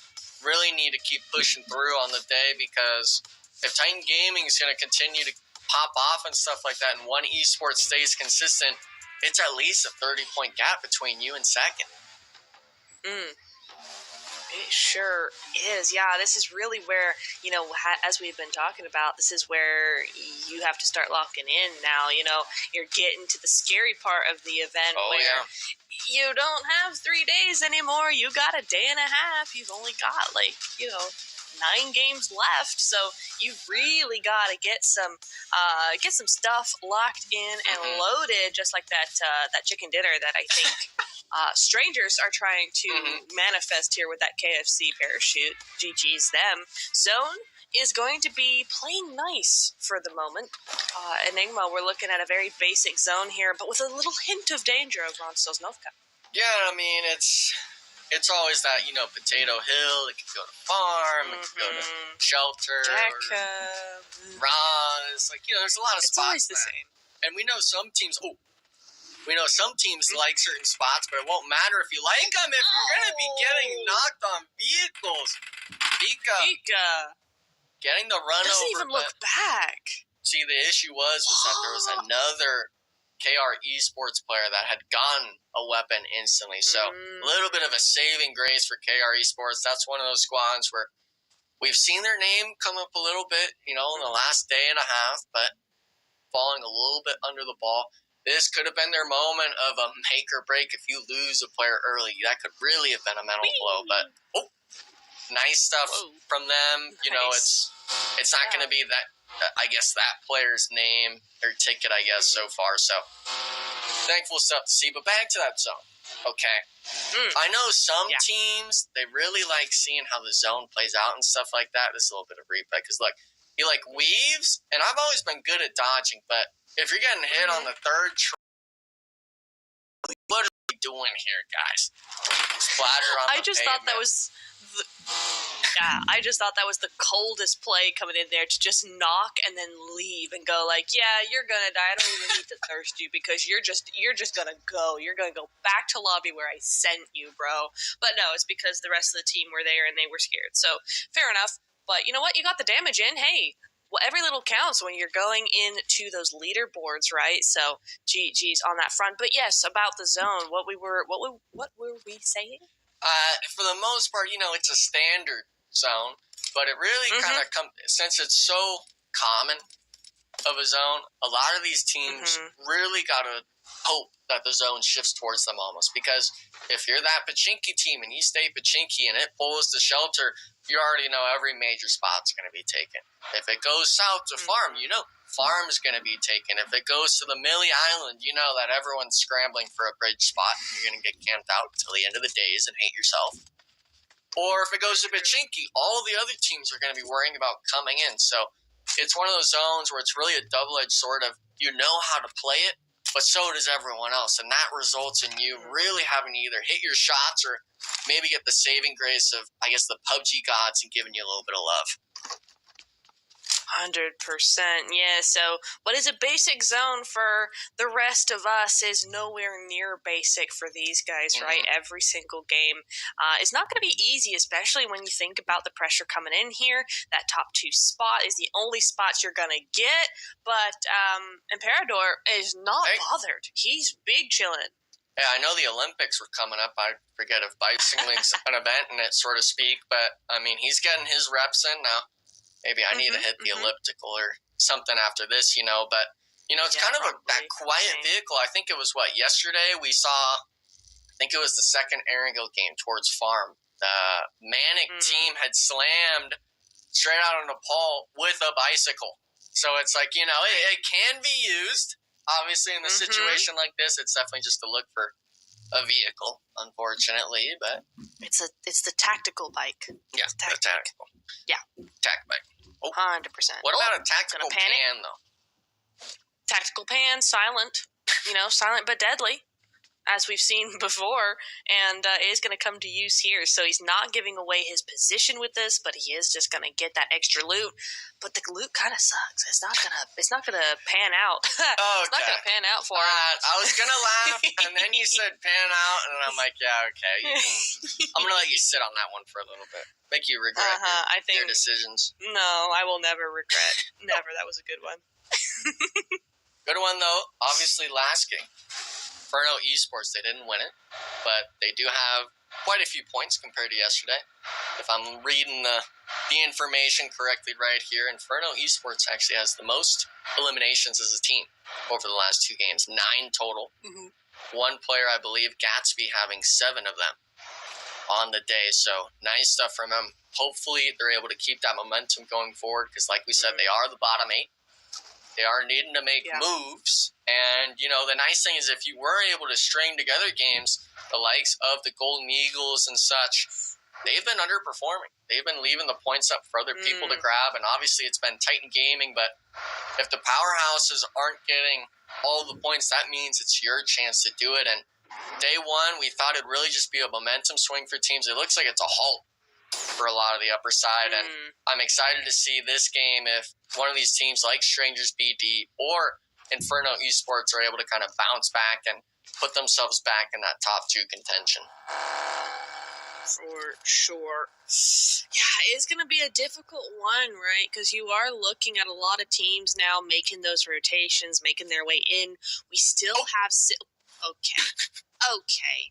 No, you know what? No, I'm not going to allow them to do this. They're going to act like they meant to do that. Like, oh, yeah, we were totally stopping here anyway. Oh, look, a team. How unfortunate. No, you just crashed into that rock. No excuse. I was going to say rotating into a rock, I don't think was the call out there, but looks like It's going to be no risk against XYQ solo player actually huddled down. And I think they were maybe going to slam him, realizing now that it's a full 4-man, not just the solo, going to be backing up, and they're actually just kind of clown carring it 4 deep in this thing. They could have maybe done a bit of a drive-by, but that could be a recipe for disaster. We saw the boat drive by yesterday, and they basically got 4 piece. It was pretty tragic, to say the least, but this is the team. And learned nothing. Yeah, This is the team, I believe, that was actually the 4-man in the boat.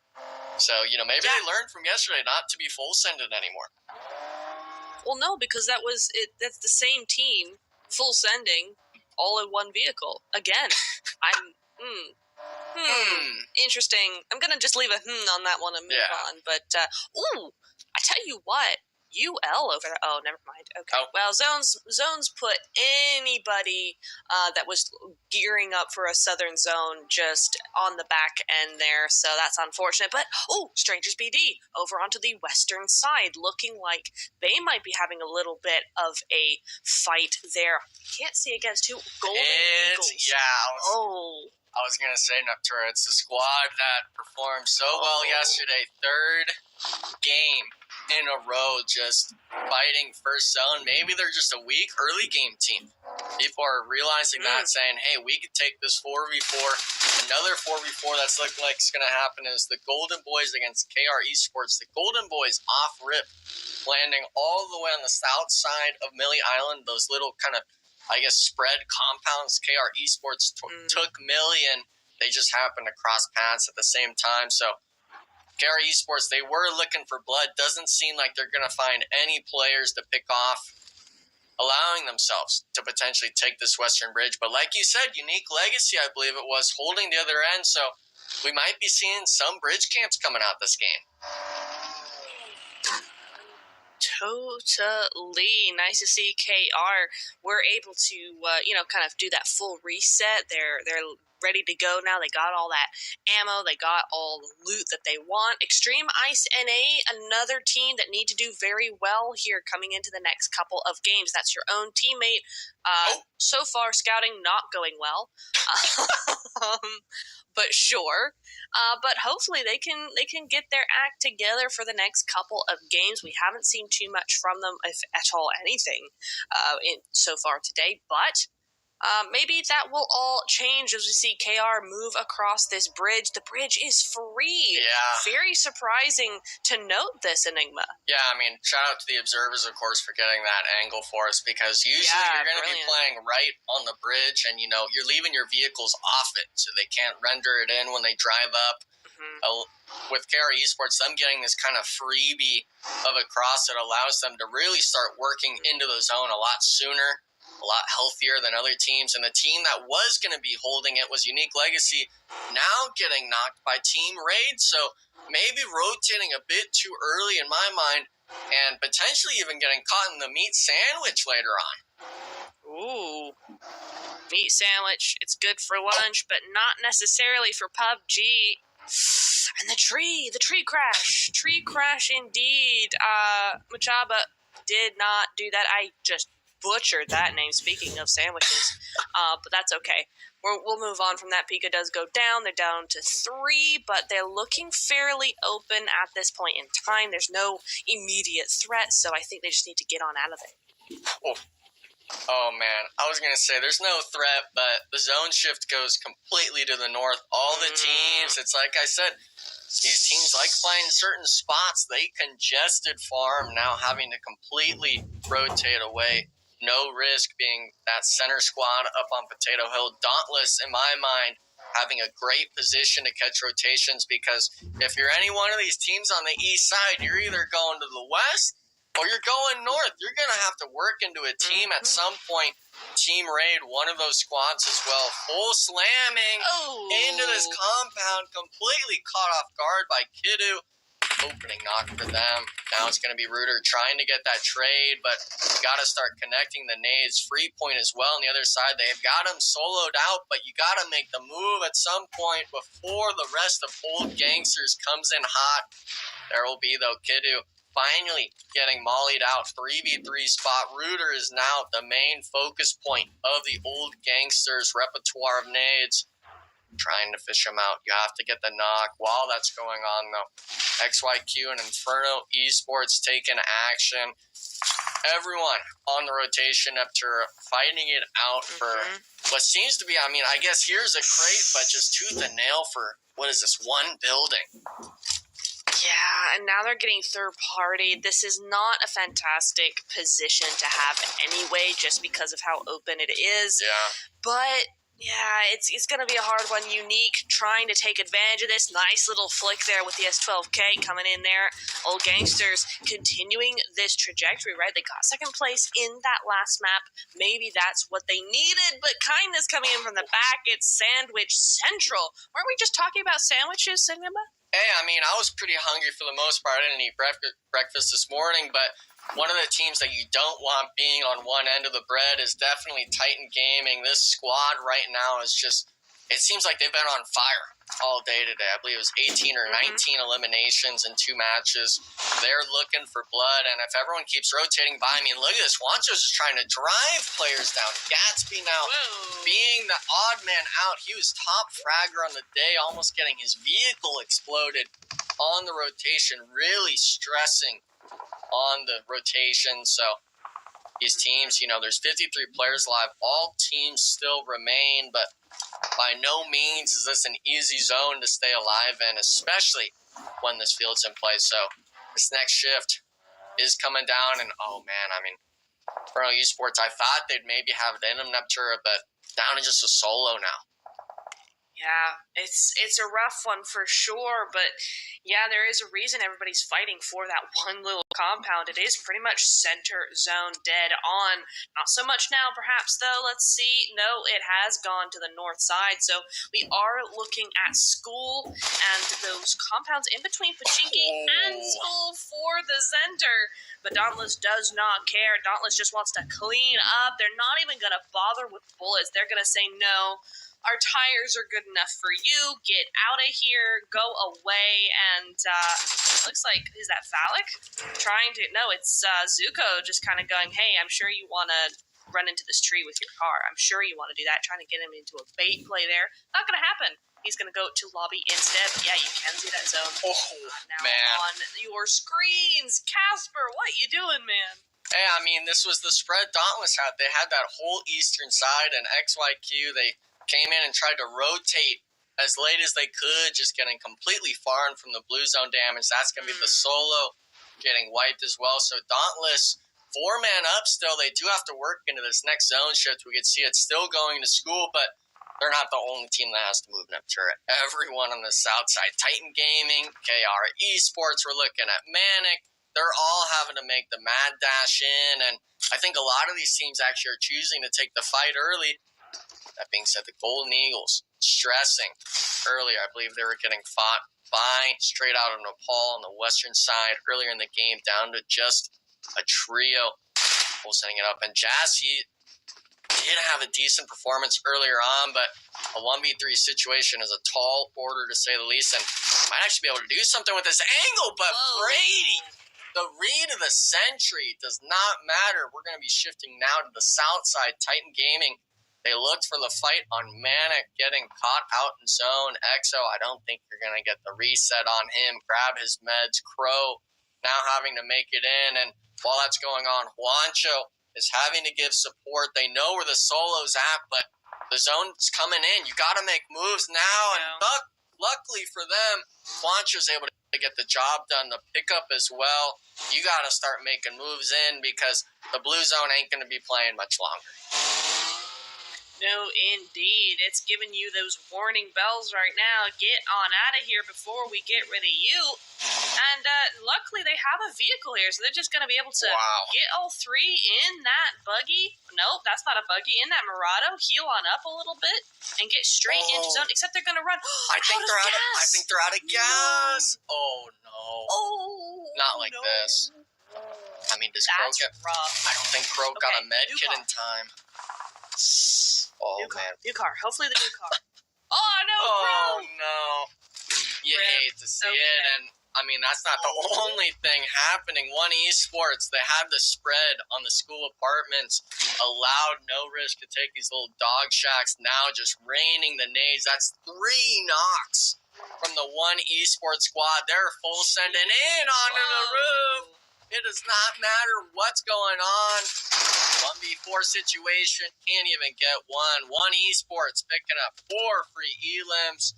Shifting now, this is that south side of zone where all the action's been happening. Unique Legacy down to a duo. Potentially could get the reset for the 3-man.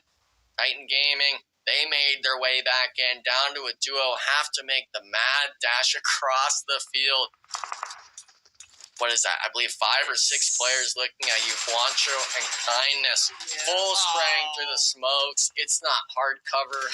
You're going to get caught at some point. And, I mean, if Juancho's diming it in through the window, that might be doing something.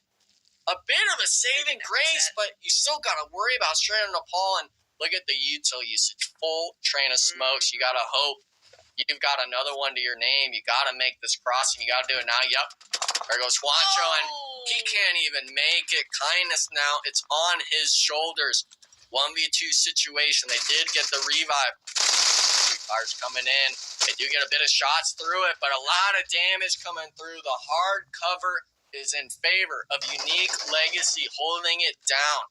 Great play out of them. And, you know, I had hope for Titan Gaming at one point up Tura, but really tragic to see just what kind of cross they had to make. Yeah, that was just a really bad situation. Not really through any fault of their own either, you know. Just sometimes PUBG hands you a bad set of cards and you just gotta play them as best you can. Straight out of Nepal, though, being real spoilers for that cross as well there. I think that was Wolf who was able to get that elim onto Juancho, but Dauntless saying, how dare you? We're going to get rid of you right now. King going out there. Casper might get traded off here, though. Yeah, I mean, they're surrounding Dauntless, even though they did lose one player on SON. If you have them condensed down to the rocks, you can start playing the angles. And here comes the long shots with the S12 doing the job. Down to just 10, so we've already seen 1v3 yesterday. Can he do it again? No. Only gets the one. Straight on Nepal. 8 total eliminations. Still able to keep 3 players up. Another fight, though, on the west side. KR Esports versus Manic. 2v2 situation right now. Needing to get points on the board. Only 1 elimination for this squad. No real utility either. This fight as well, I don't even think they're in zone in the buildings in Aptura. This is needing to get done and needs to get done fast. As in, trying to find the angles through the kitchen, but the shotguns always reign supreme. The one tap, clutching it up for KR Esports now. Potentially getting the 3-man reset. Golden Eagles, eagle eyeing their way down the hillside here, and I think for now, we're seeing a bit of the calm before the storm again. Little bit. It's going to be a heck of a storm, though, with still 7 teams left alive, 21 players remaining. It is only going to be stage 6 right now, but we've seen how much these teams drag out these games. I don't doubt that it won't be a stage 9 game again here. You got a lot of open ground as Strangers still up onto the northern side, and the zone centers up. Wow. Enigma, this is the worst possible zone this could have been. Yeah, I mean, for the most part, you talked about it not being a stage 9 zone. Everything southeast of Extreme Ice is a complete open hillside. You are never going to be able to play that as a rat, because One Esports being on that edge, straight out of Nepal, they're all going to have angles on you. So for the most part, I'm liking this idea from Golden Eagles. You got to look for these points early, maybe send a solo to go for that placement play, but with it only being 1 or 2 extra points on placement, the eliminations are where you start moving up. Big nade, though, coming out. Doesn't find it. Mumbai putting the pressure down with the M4. Brazen trying to fish his way still with it. Has one more. Throws the molly, but you're kind of giving away your position still. But if you're waiting, Mumbai doesn't have his smoke down. Getting knocked and thirsted by Extreme Ice. KR Esports now down to just the solo. Trying to snake his way in. There obviously is the team on the north, Strangers BD. They're making their move, slamming into the eastern end of Extreme Ice's compound. 3v3 situation. Now you're able to make your rotations. Now you're able to start making moves yourself. Golden Eagles, I think, realize this now, focusing their attention on Unique Legacy. All these squads having their own little 3v3, 4v4 sessions around the map, Neptura. And it's only going to get nastier from here. It sure is. Unique Legacy have had a good run so far. They've been able to keep that compound for a long time. But time is up, right? You've got that zone moving on in. At least they do have a vehicle, but I doubt they're going to get much further than they already are, considering most of these teams, yeah, there you go. Most of these teams are already on that south side. Strangers BD, on the other hand, they're on that north side. They're right next to Extreme Ice. We expected them to do well on Miramar. They didn't, but now here they are on this Erangel top 6. Only 2 eliminations, but still, top 6 better than nothing. Yeah, I mean, you got to get the ball rolling at some point. Maybe some people don't like going for that flashy first 2 games. They just want to get a baseline going. Unfortunately, Unique Legacy isn't really going to be reaching that themselves, finally being eliminated from the likes of Golden Eagles. Shroud and Paul, though, they had Potato Hill early on. They're now making the climb down the mountain. Hopefully, they're able to keep some vehicles in play, but in the distance, One Esports as well. They're making moves up the mountain. And all this, we're seeing it.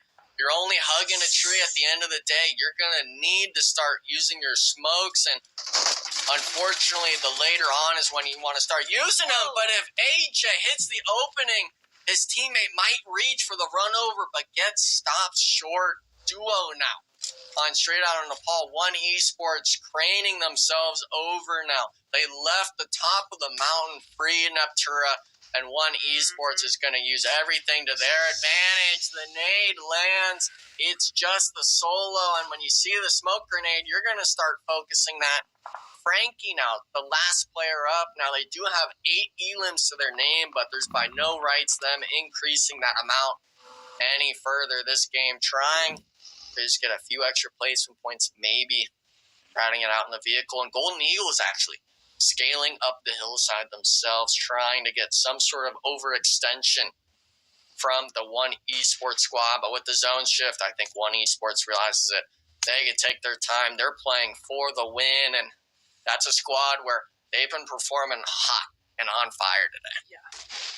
They sure have. They sure have indeed. And you do see, Golden Eagles looking to take some extra points here. And because One Esports have no idea that they're there, it's looking like they can really get the surprise on them. There you go. Cat God will go down. Can he go out, though? I don't know. Brady, rather. He's trying to get a second knock, and he gets it. He does get it, but he might go down for it, but he's got a teammate. There's 3 of them up right now. And One Esports getting pulled apart here.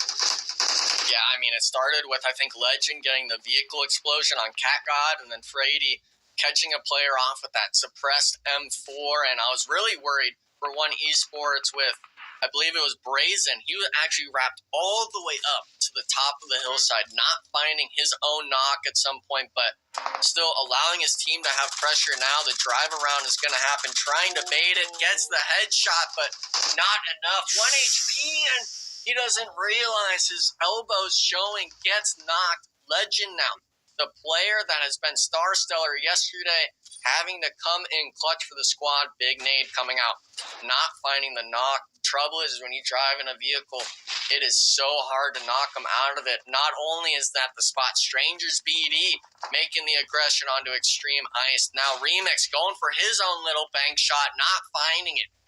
Unknown, this is just a little bit of cat and mouse. Who's going to find who? There's one. Now, having to get the reset. No third party yet, but if you know he's on the balcony, you hit the nade like that. 1v2 situation out. Fishy yet to scale the wall. Found out as well. And, I mean, Roberto, they're looking for the reset potentially, trying to just make Fishy make his own mistake first. 40 seconds left. A bit of breathing room still for them to work with. But if you're Extreme Ice, you're wanting to make sure that Unknown is never getting revived. Fishy now. Broning. A little bit of a calm situation. It's everyone's own little worlds right now. Nade tags him up pretty well, and the shotgun, I mean, put him down in the dirt.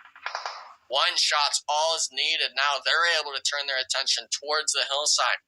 We're looking at a 2v3v1 situation. One Esports, 11 eliminations.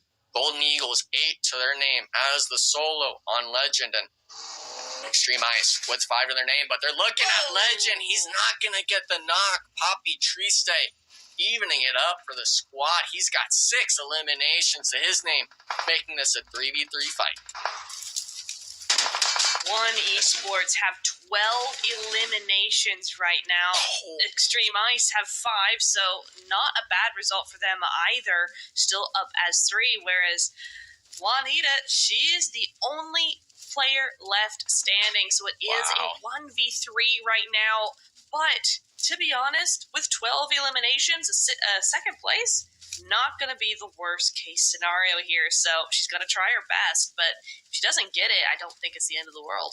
I mean, she's got a lot of open space. There's only a limited amount of smoke grenades Extreme Ice probably has for them to scale up. And we've seen it. It was a common theme today and yesterday where people like running in the open one by one. At least get yourself one extra elimination point, because time and time again, we see that leaderboard decided by 1, 2, 3 eliminations. So Juanita understands the task.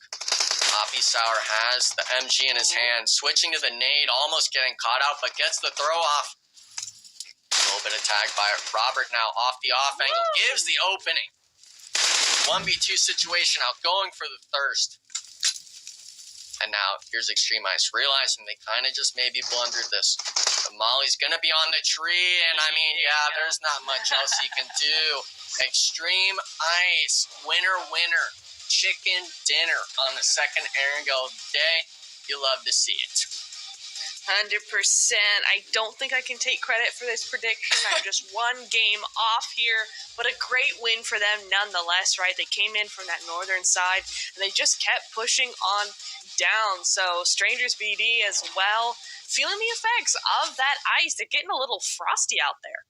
Frosty indeed, man. That is nice from Extreme Ice to come and win that. They needed to, because it's been a relatively quiet day for those guys. But now they are going to be sitting a lot prettier than they were. They had dropped all the way down to 6th place when they started the day. I believe they were in 3rd or 4th place. So a little bit of a tumble there, but a game that went massive where it was needed. And the reason why, Titan Gaming, they were finished off a little bit earlier than they wanted. Granted, they still managed to pick up 4 eliminations, but they were your number 1 team. You go down the list. Golden Eagles had a deep run, and it's nice to see them recover. Enigma, I had, posed the question of, will they be able to recover despite the pressure on them? Because when they move from this stage, potentially move from this stage to the next stage, it's only going to get more difficult. Do we think Golden Eagles have effectively recovered? Because this game 3, they don't get the win, but they went massive in the eliminations. It's definitely a recover, but we all know the atmosphere from here to PMSL Americas is a completely different vibe, especially when you're on stage and you can see the competition across the stage from you. And for the most part, obviously we want to see consistency out of these teams, but with the leaderboard being so close like this, it shows our region as a competitiveness is so close to one another, and that's why we're seeing the likes of Golden Eagles, we're seeing the likes of Titan Gaming having their moments and then maybe slipping and falling, but if you're around that top 8 range, I think it's a really telltale sign of you guys have what it takes for our region. It's just a matter of, are you going to be the best top 2 teams coming out of this tournament? Volatility up in the top 2 spots is really starting to grow, and it's becoming even more volatile map in and map out. I gotta say, though, I am impressed with One Esports, a team that gets 2nd place off of map number 1. They got 2nd with 9 eliminations. Neptura, this time around, they get 2nd place with 13 eliminations. They best their record from earlier. Juanita, at this point, I'm believing in her to clutch this out. Granted, the Molly takes her out, but Juanita was putting up one hell of a fight.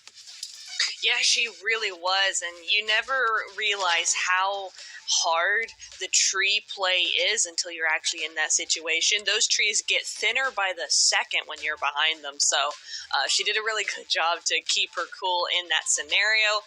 And you know what? She did her best, but you know what? Extreme Ice, 1,261 damage. Ding, ding, ding. Bell of 1,000 damage for this team. Yes. They're the ones who won out in the end. That's right. They get 17.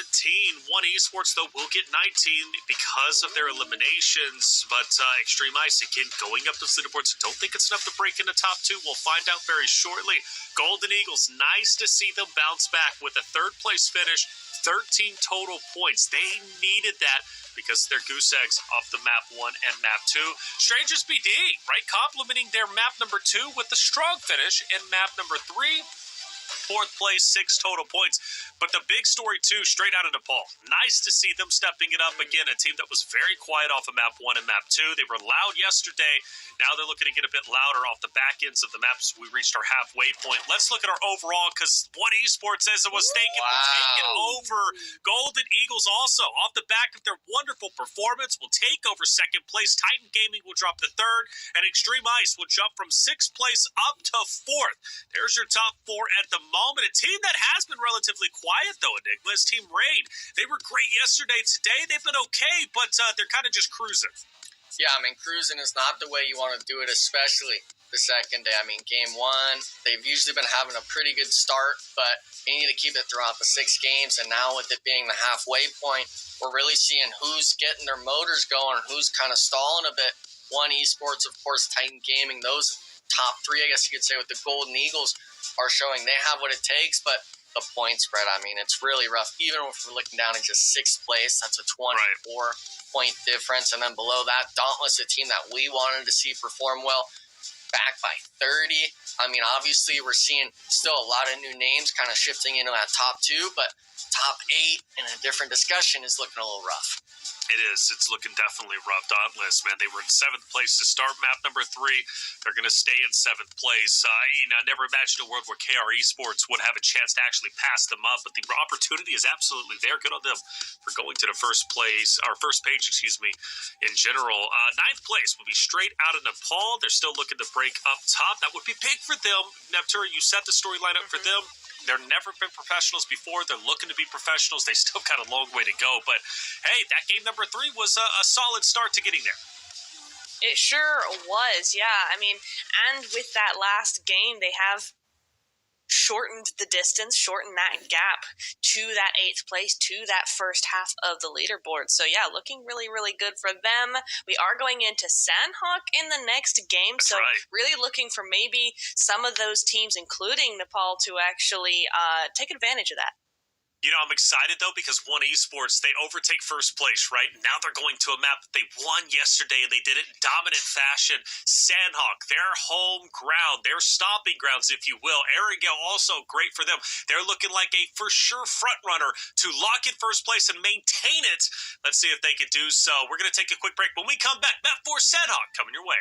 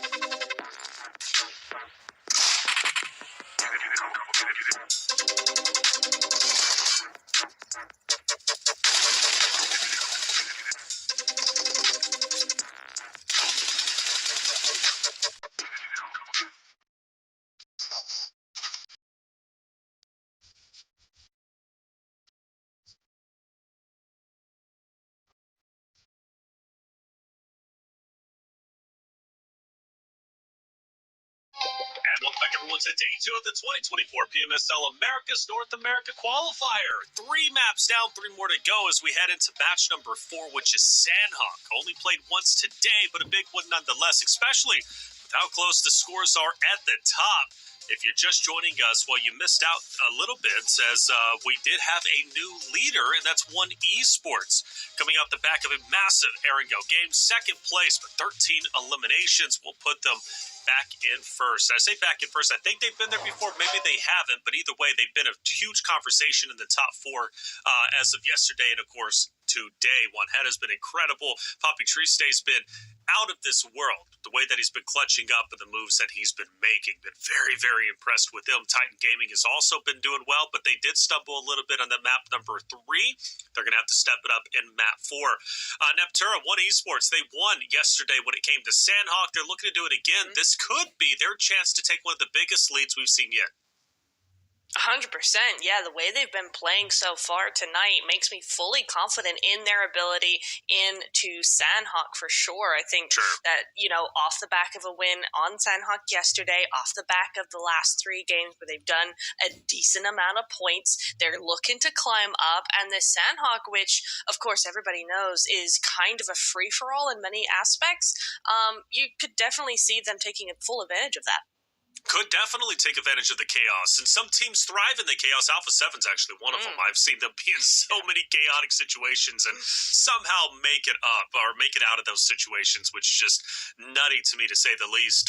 Enigma, though, there is one team, though, that has been doing very well today, off that map number 3 that I was happy to see recover, and that's Golden Eagles. Yeah. They now sit in number 9th place when it comes to total eliminations, and that's literally off of 1 game. Imagine what they could have done if they weren't challenged so early on in maps 1 and 2.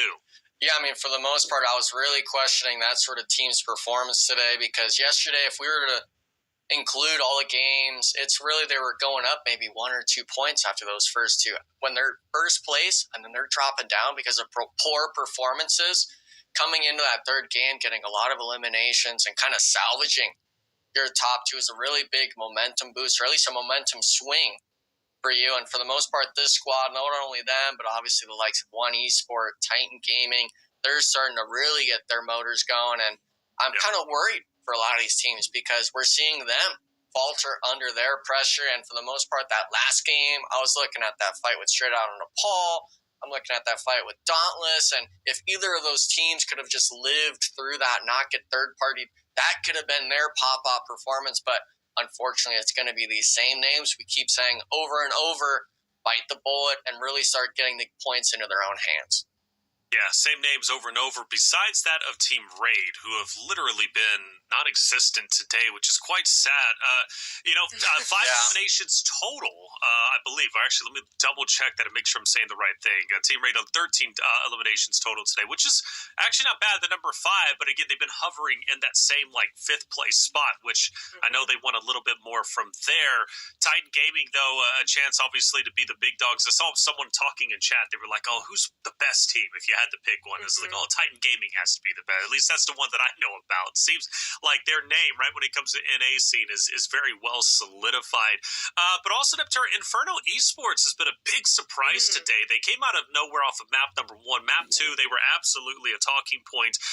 And then you go, obviously, because Inferno ends up getting 9 eliminations. They had a wonderful game.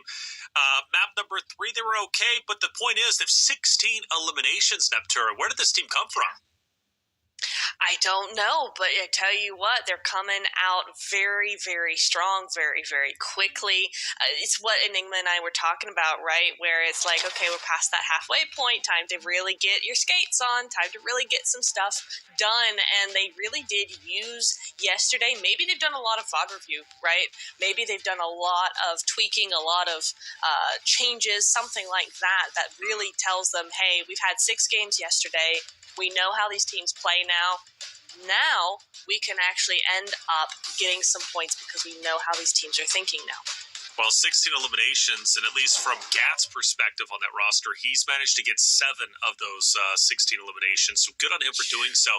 Enigma, we talk about certain players that just need to step up for their rosters. When they do so, their roster seems to be unstoppable. Wancho's been a big factor when it comes to Titan Gaming. He's sitting at 8. EXO as well, who's been absolutely stellar. Granted, he's getting the cleanups, not necessarily getting the most damage. Poppy Triste from One Esports has been pivotal in the success of One Esports. And then even Tensa, like Dauntless has been relatively quiet today, but Tensa has been doing everything in his power to try and lead his roster to success and break into top 2. He currently sits at 6 eliminations. Dauntless is a team that needs a big game in map number 4, Sandhawk. I just don't know if that's their best map. Yeah, I mean, for Dauntless, obviously we're looking at the likes of Tensa, but that squad was built around Klaus. That's the name that we look at where if we're looking at someone to step up and really go head-to-head with some of these other teams, that's your name to do it. But like the last game, Wancho against, I believe it was Gatsby on Infernal Esports, when you have these two teams that are feeling themselves in the first 2 games, at some point, your MVPs of the squad, Wancho versus Gatsby, that 1v1's going to happen. And that last game, it was Juancho winning that, allowing his team to make the next rotation. It really comes down to potentially just a singular 1v1 determining these fights. And for the most part, obviously, Juancho, I'd have to give the top of the hat to him because he's played on stage. He's been in this situation before under the Titan Gaming name. Maybe that was the fault of Infernal Esports, the lack of competitive, I guess, history for some of these squads, but for the most part with Titan Gaming, I'm looking to see if it's going to be Juancho stepping up, if it's going to be EXO standing up, for Poppy Triste and stuff, for One Esports. Are these names going to go head-to-head with these other teams, or are they going to fall under the pressure? Under the pressure, and again, the pressure only starts to intensify from this point. This is the start, right? This is just the entry into America's fall season. It only gets more difficult. So if you're struggling here, you're most likely going to suffer at the America's fall season. Granted, there is time to improve and get better, right? But you want to make sure that you're at least heading in the right direction. And for some of these rosters, I think they are looking really good. One Esports, again, has just been out of this world. The way they've been performing is incredible, and they've got several players on the top, at least stats list that I'm very fortunate to see, obviously, play. I would like to challenge a bit better today. The only time that we really saw them was in that last map. And granted, I mean, first place is huge, but only 6 eliminations. I remember yesterday, Extreme Ice was picking up a ton of elims. I think they finished with 30 plus. Obviously, the most was Golden Eagles sitting at 44. So I know Extreme Ice can slay out. If they're already getting some wins, now I want to start seeing them obviously get those eliminations where they excelled yesterday, because you look at their stats today, that's not the same Extreme Ice I was noticing yesterday, Neptura. No, it's not, and I don't know quite what's happened here. Maybe it's just a little bit of a slow start to the day, right? But yeah, definitely not who we saw coming out into day 1. Maybe it's a little bit of a tactic thing where, you know, they go all out in day 1, and then they try and coast it a little bit more in day 2 and 3 as other teams start to really get into it. But I don't know, Taylor, it's looking a little rough. It is looking rough, but there's always time to recover. There's 3 more games to go, and well, Sandhawk is one of them, which we're about to hop into, and this is going to be a fun one without question. One Esports, they're already in first, but hey, there's no reason not to get greedy, right? They were in first, but they want a little bit more. They won this map yesterday. Can they replicate the success? Well, we're about to find all that out and more as we head into map number 4, Sandhawk. Enigma, Neptura, take it away. Sandhawk, are we going to see the hot drop? Who knows? It was obviously boot camp, if I remember, yesterday in Neptura. Correct me if I'm wrong. Mm-hmm. But for the most part, I really want to kind of touch back on this discussion of these teams, right? We're looking at One Esports, we're looking at Titan Gaming, even the Golden Eagles, where they have that player we're looking at. And when it comes to One Esports, let's say against Titan Gaming, is Poppy Trista going to come over the top of Wancho in those fights? A lot of these really do come down to the 1v1s, and for the most part, I'd like to, give it the benefit of the doubt, but when you have some star stellar players still alive, it allows you to do that much more, but for the most part, they're not waiting in any sort of regard. Manic taking the fight again against Old Gangsters. This time around, though, the Manic solo will not get the opening. Nade, caught in hand, not getting knocked by Kiddu. No vest to his name. Almost getting knocked on the pull-up, but Manic, you're still a little bit behind. And this is the issue with these early game fights. You have to deal with no information. And if you're going to just vault in, come on. We expect something like that to happen. Unfortunately for the Manic squad, giving another knock as well. I believe it's down to just a duo. Pulled up in, and we're coming up through the stairs. But if you don't have the vest, you start taking the damage. Both of them now playing the TPP angle. These DBSs, look at this. Pre-vest DBS, it has to be on Ting to do the damage, but if you're going to get naded, you might not even have the opportunity. You might have canceled it. Maybe a third party from Strangers, BD across the open. They recognize from the knock, hey, this is the same team. Now it's a solo. The Free Fires, though, they come out, gets one, but Old Gangsters getting all three-player eliminations, and this time around, Strangers BD is nowhere near here for the third party. No, indeed, but they still get one elimination off the back of that third party, I guess, off the back of that boot camp hot drop, right? Boot camp hot drop in the middle of PMSL qualifiers is slightly crazy, but you know what, Manic? I respect it. You needed points. Unfortunately, not going to work out. You get 0 for that, but hey, try again next time. The zone goes over to the island. It's a zone we know all too well, Enigma, and for Dauntless, it's looking really good. This is their game. It's got to be. I mean, you're hoping that it either ends by that bridge side like yesterday where they perform decently well, or it goes up the mountain and you can maybe get a high elimination game. But that last round, it was essentially for them to make top 5. They had to 4v4 straight out of Nepal and unfortunately lost that, allowing them to go out early, I believe, with 0 placement points. So this is the team that, we're looking at Klaus. Obviously, Tense's name has been thrown in with the resume, the track record he has, but for the most part, I'm seeing him really just supporting Klaus and showing up when he needs to in 1v1s. Dauntless, this is a squad where they've performed for so long around Klaus and stuff like that. It would be really nice to see this squad just have that pop-off performance. We know they've tried so much, they've practiced, they've competed at this level so much before. It's their time, especially in this match, to really start showing out in the lobby. We'll have to see if they have it in them as Inferno, another team we were talking about, right? They do go on out. Well, Bad Boy goes on out. There's still 3 left alive. Hope is not all lost, but it looks like that hope is dwindling. No risk. Taking 0 risk right here. They got a great spot right now, and it's looking like they shouldn't get knocked in this position. They have all the control here. Inferno need to think quick on their feet because the zone is currently moving in. Yeah, I mean, it had to have been a preemptive play by No Risk. As soon as you see this squad kind of, I guess, land on the southern part, you're like, hey, yeah, we can go for the camp. We can hold them out on zone, and it seems just like that. They were caught out. Unfortunately for Inferno Esports, them losing a player after having, that top 3 in the eliminations ranking is never a good feat.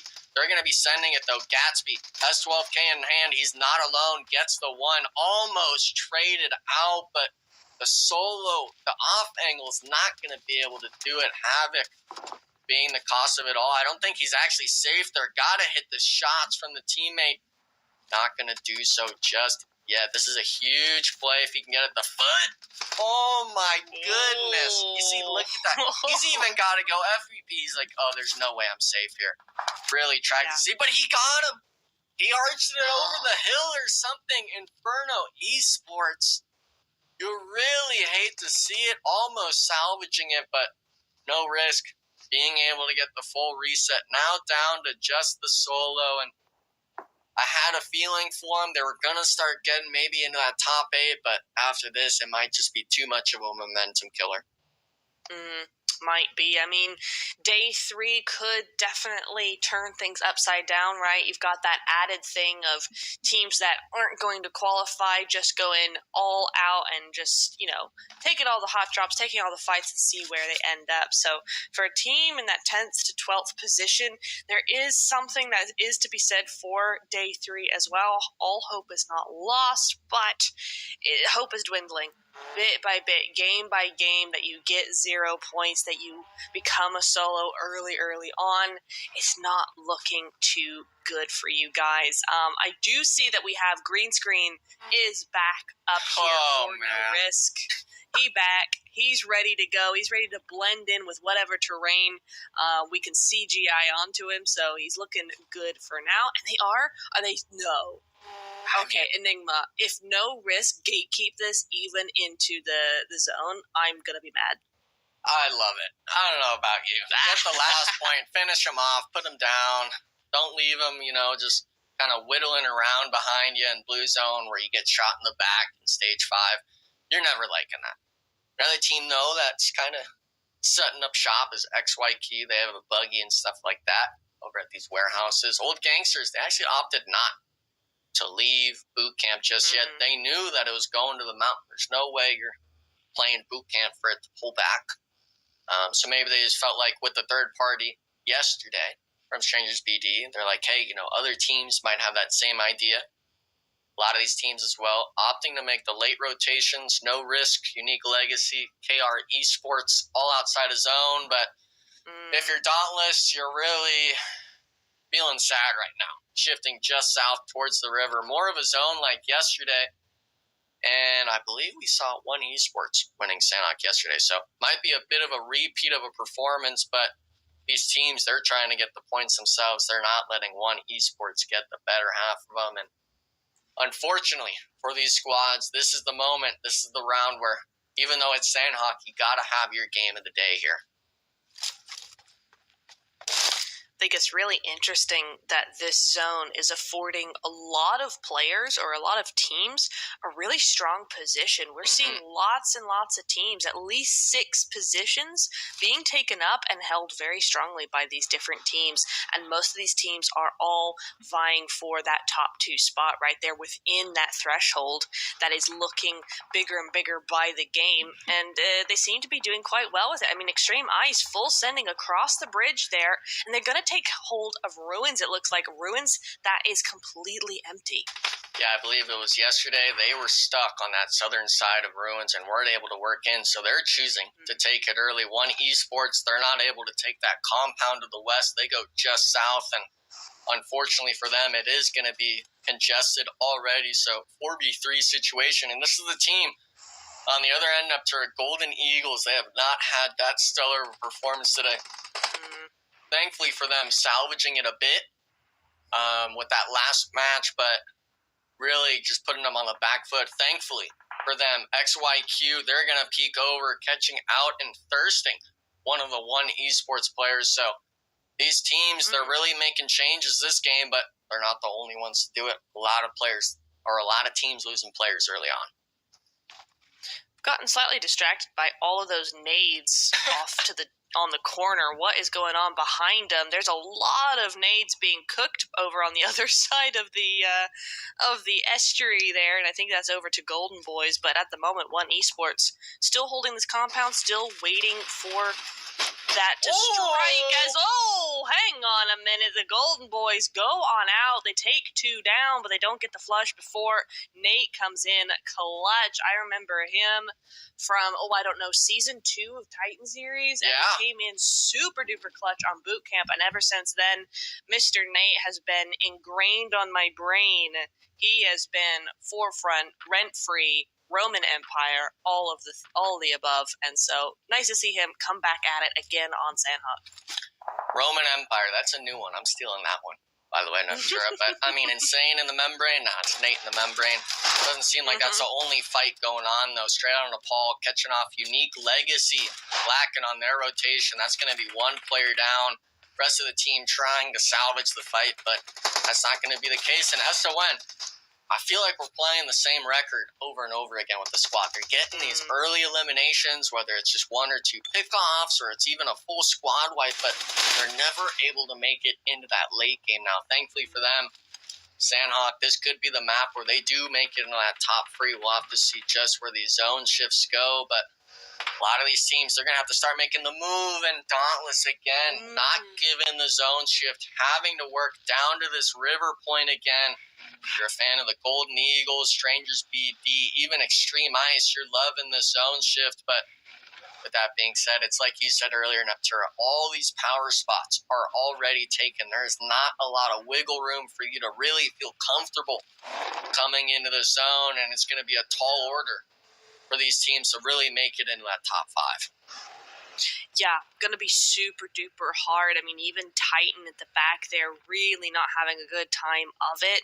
You got XYQ there at the northern side, barring the only real gateway into zone that those northern teams have. So Dauntless and Titan going to have to figure something out very quickly here because time is ticking and it's not going to be easy for them.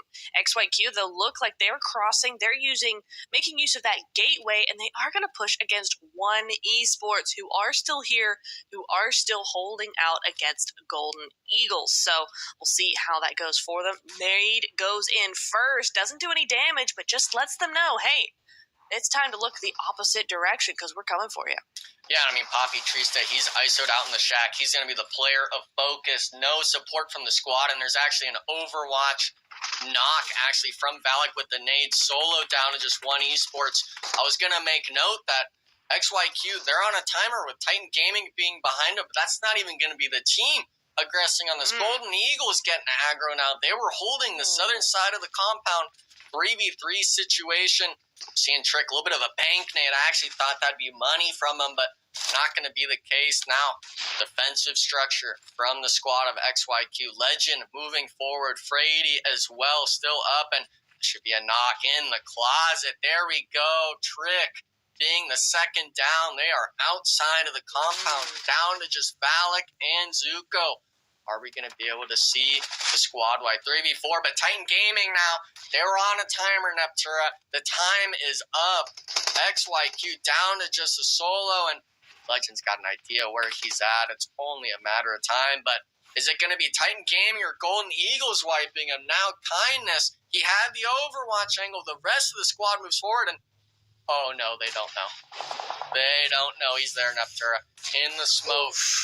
Rat gameplay. The smoke rat gets Crow, and if he gets thirsted, it's disastrous for Titan Gaming. 3-man on the Golden Eagles as well. This was Titan Gaming's freebie to get in the zone now.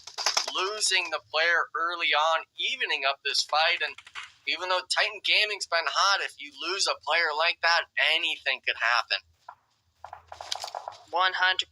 At least the zone has gone to them, right? So that's a little bit of pressure off of them. But I think Old Gangster's gonna be doing something about that. They're gonna hear those shots.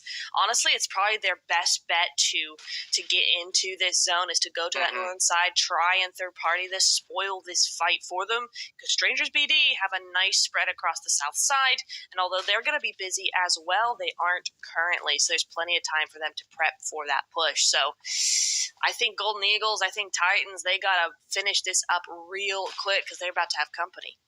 Yeah, I mean, company, what is this now, like the third or fourth squad in this compound? It's been an absolute party or a fiesta, whatever you want to call it, going on in this compound. But my worry for Old Gangsters, if something like this happens, if Golden Eagles moves back and just shares the compound, it's going to be two squads looking across the river at you to the east. So I'd like to see, for Old Gangsters' sake, that these two squads battle it out, but it doesn't seem like that's going to be the case. Dauntless, they were the team across the river. They had the mountain, and they were not given the zone. Now, taking names against Team Raid, finding the opening. Looks like it's going to be Alem in the building. They got to figure out where these players are at. Already actually down to just 2 for Team Raid. If they do not give the opening knocks on Dauntless, then it should be a clean wipe. Tensa now spearheading the push. S12 in hand, waiting for his teammate, actually getting caught out, maybe 1 HP, and saved by the damage. Casper salvaging the situation now, resulting this in a 1v4, and Alim, he's trying to get out of dodge. Maybe not even going to be the case. He's 1 HP, and Dauntless finding themselves another step into this zone. 100%. The points are racking up now. Dauntless, we wanted to see more from them, and they are giving us a show for sure. Definitely those cars in the river, definitely not saying, hey, team has been here. You can see our trajectory. We can see our rotation. No, definitely very stealthy there. Old Gangsters, I predicted they would be coming this way, but I didn't think they'd do it at this angle, and right now it doesn't look good. Yeah, they came across, I think, that land bridge just south of the compound. They had the vehicles, and now if you're pushing in, as long as you do it clean, you get it done, but it doesn't look clean at all. This is just a solo left of Old Gangsters. Titan Gaming, now, if they're watching the elimination feed, they know, hey, we got to clear this out. We see the zone shift as well, forcing them onto a timer with this play. Patty Shirt, 1v3. S12K in hand. He's getting shot underneath the building, and it won't even matter. Look at that. White for Titan Gaming. They only have 3 eliminations as a trio now, but for the most part, I think you're happy with it. You're moving into that next zone, still alive, and this is the moment where the placement points start going up and up to a top 8 remaining, and for the most part, we can see the battle track. We're talking 5 teams still having a full 4-man. You're looking to take these 4v4s, and you're looking to do them in your favor. Absolutely. I really love the play from Dauntless that we saw as we were looking at that mini-map, right? The zone closed in, came into stage number 5, and immediately Dauntless started taking control of that north side as Strangers BD looking to take control of the south. Great play there. Nice return of fire as they go down to just a solo. Oh, Straight man. out of Nepal. They tried it. It's failed. I don't know what happened. This was the moment, it's always when they start getting to that placement range, we're going to just full send a 4-man that's at a shack and just get absolutely themed, just chundered out of the squad. Now, obviously, AJ's still up, but it's like, I don't know if they thought maybe there was just a duo on the building. Even if it was just a duo, I think they get white there still with how badly of a pull-up it was. Extreme Ice as well has an angle on the southern side, and I mean, I really just feel bad for that squad. They're so good at the early game engagements. They just can't piece it together in the late game. And it's not even just them now. There's Titan Gaming coming over the hill. All these teams that are taking these fights really feeling the brunt of if they're making the mistakes or not. Yeah, it's a tough one to call for sure. But we have to move on to the teams that we have with us at the moment. The other teams just have to read it and weep and wait for the next game to come at them. But the zone has moved to that northern side. Titan, look at the spread on Titan. I thought Dauntless had taken full control, but they haven't. They didn't want to split too far, which I can understand. But that's a hill right there. I'm pretty sure that's a hill in the center of zone. And KR have it. As a duo, yes, but the way the rest of these teams are positioned right now, it means no one can really push in on them. Yeah, I was really just hoping Juancho would be able to secure the top of that hillside. They would be able to absolutely farm this south side, but knowing they're a 3-man, knowing Exo's got to kind of caboose the back, he's going to give support. They'll be giving that up, and now that allows Strangers BD to be focused. AJ solo getting a knock. They were going for shots onto Extreme Ice, but if you allow him to get close like this, he allows for positions and plays to be made. Unfortunately, no more frag grenades to his name, but with the zone coming in, he's going to have to start using his guns. Extreme Ice as well. He realizes is behind him. You're going to have to start making moves, and this is where the panic comes in. This is where you have to start really making those split-second decisions. Fishy going for the revive. Extreme Ice isn't going to allow AJ the free 1v1. Does get the thirst on his knock, but will it be for naught? Can he weasel out an extra point or two from this play? No first aids. Trying to just play the cover, and he's got to make the mad dash. He's sharing the shack. Oh almost. Robert gets it done. Unfortunately, I think he's caught in zone for too long, and the rest of his squad couldn't even make it in. No rush, wiping them out from the roadside. Dauntless on this northwestern end, finding their spot in, and the zone keeps getting smaller and smaller, and we see the zone shift. It goes to the KR Esports compound still. Everyone's going to have to start moving, and I'm only feeling secure if I'm Dauntless or KR Esports right now.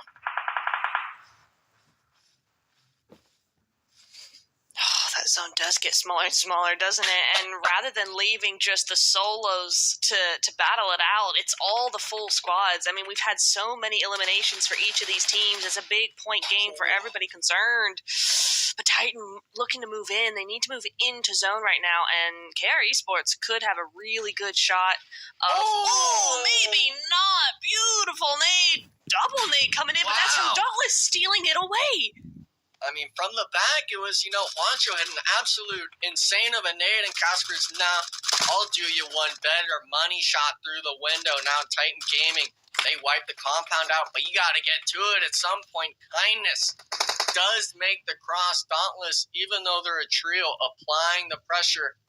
Juancho is going to be in the zone on this rock. No vehicles for Dauntless. Kind of surprised they didn't try to aggress onto this hillside, and it's only a matter of time. No risk, unfortunately, getting knocked in some way. Two of them actually going down, so no pressure, I think, just getting knocked to unfortunate timing. These teams, they're losing players fast, Neptura, and I'm not sure if a smoke wall is really the best play. It's hard to say. Really, you want to just inch your way into zone and wait for those two to start fighting. But I think Dauntless know who they're dealing with. They don't want to let them have any sort of respite. And they actually might want to play this against NRX. They're probably figuring, hey, points-wise, it's best to get rid of these guys first and foremost, and then deal with No Risk, because No Risk are nowhere near the top two, so they are not a threat. Look at that, though. Casper almost allowing Kindness to get through off timing alone, but Tensa, he was holding the edge, making sure we're not going to allow you to rotate in. Now it's just going to be Juancho. No Risk as well. Down to a duo, 2v1v3 situation. It's really going to come down to who spots who first. This is the last stage. We've got a minute until it's all for naught. You can really spot. Getting closer and closer to the left. This is where No Risk is at. And he's actually stood up. Sicario, he's looking for the shots on Casper, but if you've got a ridgeline, it's too much, Bob. We've seen Dauntless in this position yesterday. They came out on top off the, the prone play with Klaus, but almost found him. But Benny, his teammate, gets it done. Now 2v3, 1v3, actually, but I believe he actually is getting the shots down, and it won't matter. Dauntless, against all odds, the river, the mountain wasn't given. They're saying, hey, we can work with that zone. Great winner, chicken dinner out. Fantastic work from all four players here. You really saw that control coming through from them. They controlled that from phase 5, and that's what you want to see in any sort of game, right? You want to see that control from mid-game. That's where it's got to start, and they played that textbook. Dauntless gets it done in a time where they needed to do so. You look at Golden Eagles, who have kind of been maintaining where they were. They had a decent game number 3, but now they fall again a little bit earlier than they wanted. Granted, 5 eliminations. They will get some placement points, so they're going to go up. But Dauntless needed that to continue their journey up to top 2. Titan Gaming also a deep finish where it almost looked impossible for them, Enigma, because I was looking at them from Stage 4. Stage 4 was just volatile. You had Titan XYQ versus Titan versus Golden Eagles. I mean, everybody was convening in one location. Talk to me about Stage 4 and just all of those teams fighting it out. I mean, the main component is XYQ choosing not to hold the edge of zone, but make their rotation into that compound. They were winning that fight early on, but there's always a timer, especially on Sandhawk. Titan Gaming, we didn't think they had a rotation, but if you allow them to get behind you, they got the shots in from Kindness with the Overwatch, and they were able to work through this compound. And even with this fight, Old Gangsters had to come from the east. They had to make their own rotation throughout the matches. Titan Gaming wasn't the one caught in the middle in any of these fights, and it showed they were able to make the late game. And unfortunately, this pull-up was the one I was talking about. Straight into Paul, they won so many fights early on, picking off one or two players, and then it comes to this top 8 placement, and it's just like the brain goes out the window in my mind. Well, it's that discipline that a lot of teams don't have. And going back to, they're still a relatively fresh team looking to come up in the pro scene. They haven't experienced the top-level competitiveness. Maybe they've gotten little, drags of it, like over a period of time, but they haven't necessarily experienced it to a full extent. Like maybe even not in a tournament series like this. So it's going to take some time to learn, right, and get adjusted to what it really takes to become a champion. But for Dauntless, 11 eliminations, they'll take that all day, every day. And again, desperately needing that. They were hovering around 6th place or so. Now, how far can they go up? Well, we're about to find out, because that's a 21-point game. For game number 4, though, a massive game specifically from Bob, right? That IGL, Neptura. He comes in, 5 eliminations. Bob clearly guiding this team properly. They stumble a little bit, but they pick themselves up. That is one of the biggest games we've seen, really, from not only today, but yesterday. Yeah, absolutely. Dauntless picking up some speed. This is what we expected from them yesterday, and they didn't do it yesterday, and now they're finally doing it on the Sandhawk again. Sandhawk, always the game for the teams that are struggling a little bit, that are trying to find that momentum for the rest of the maps, and with it being 4th game of the night, they've still got 2 more games where they can build on top of this. So a really, really good game from Dauntless. I think No Risk as well had a really great game. 2nd place, nothing in terms of points at least, nothing to be ashamed of at all. That should get them a nice little boost. Yeah, without a doubt, they were in last place, so we'll see how far they've gone up, because that is a big number of points to get. They could very well be middle of the pack when it comes to 9 through 16, but for Golden Eagles, they are flying high once again, back in 1st place. Titan Gaming moves up as well. They took a little bit of a stumble, but they find themselves back in the winner's circle in 2nd place. One Esports, just a point behind them, 88. Matter of fact, let's talk about it. 5 points separating number 4 from number 1, and a couple more from on up. Again, that close race, Enigma. It's very, very close for the race to top 2. It's volatile, which means, and it should mean, at least to the teams, every map counts. Yeah, I mean, it's always going to come down to the maps, and especially I got to give the kudos to Dauntless. Was that 2nd Erangel, I really thought they could have made that top 5, top 3 placement, but unfortunately they lost that crucial 4v4 to SON, but this time around, they make sure to win those crucial fights. This time it was against Raid on that Sandhawk match, and that squad, that's the moment where you're having someone get hype as soon as you win that team fight. As soon as you win that match even, you realize just how important that was, especially when you see the scores right now. If they didn't have a pop-off performance right that, it would have been that 20-point gap. It would have been maybe even 25, to say the least, but thankfully for them, they were able to salvage themselves and really get that sort of, I guess you could say, team mindset together and going well. Well, I think this is the closest we've seen the points so far. Only 5 points separating number 4 to number 1. And, well, Dauntless is just below that at 78. Can they catch up? 2 more maps to go. We're going to take a quick break. When we come back, map number 5, Miramar, coming your way. In this video, we'll be going over some tips and tricks for the stages in the new version's themed mode, Ocean Odyssey, to help you better grasp the new gameplay and have a better experience. First, situated underwater beneath a huge statue is the Ocean Palace. At the beginning of a match, there are 2 ocean palaces that you can go to. They are located in the waters under the ruins and Milta. Each ocean palace has loads of supplies and treasures. It's an ideal landing spot. Now, what's the quickest way to enter the ocean palace? Parachute directly to the ocean surface at the start of a match, and after plunging underwater, You will get a speed boost, so you can quickly reach the palace. You swim faster in the water near the Ocean Palace, and you can hold your breath for longer, allowing you to move around quickly underwater. After passing through the Sea Suppressor Barrier, you can enter the Ocean Palace. The Sea Suppressor Barrier forms a large air pocket in the Ocean Palace, and you can battle into space. The first time you enter the Ocean Palace, you will receive a special respawn. Do keep in mind that you will lose it if you leave the vicinity of the Ocean Palace. Inside the palace, you can activate the Water Nymph performance.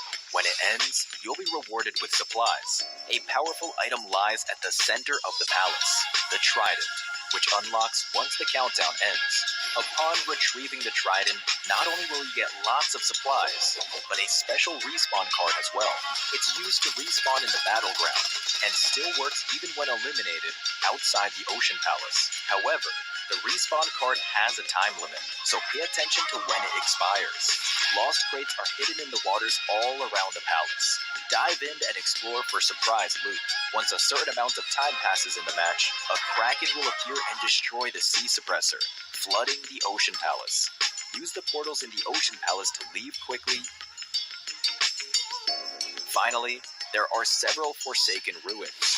Besides having tons of supplies, the Forsaken Ruins conceal 2 sea treasuries. Find the switches to remove the water veil and enter the waterway from the Ocean Temple.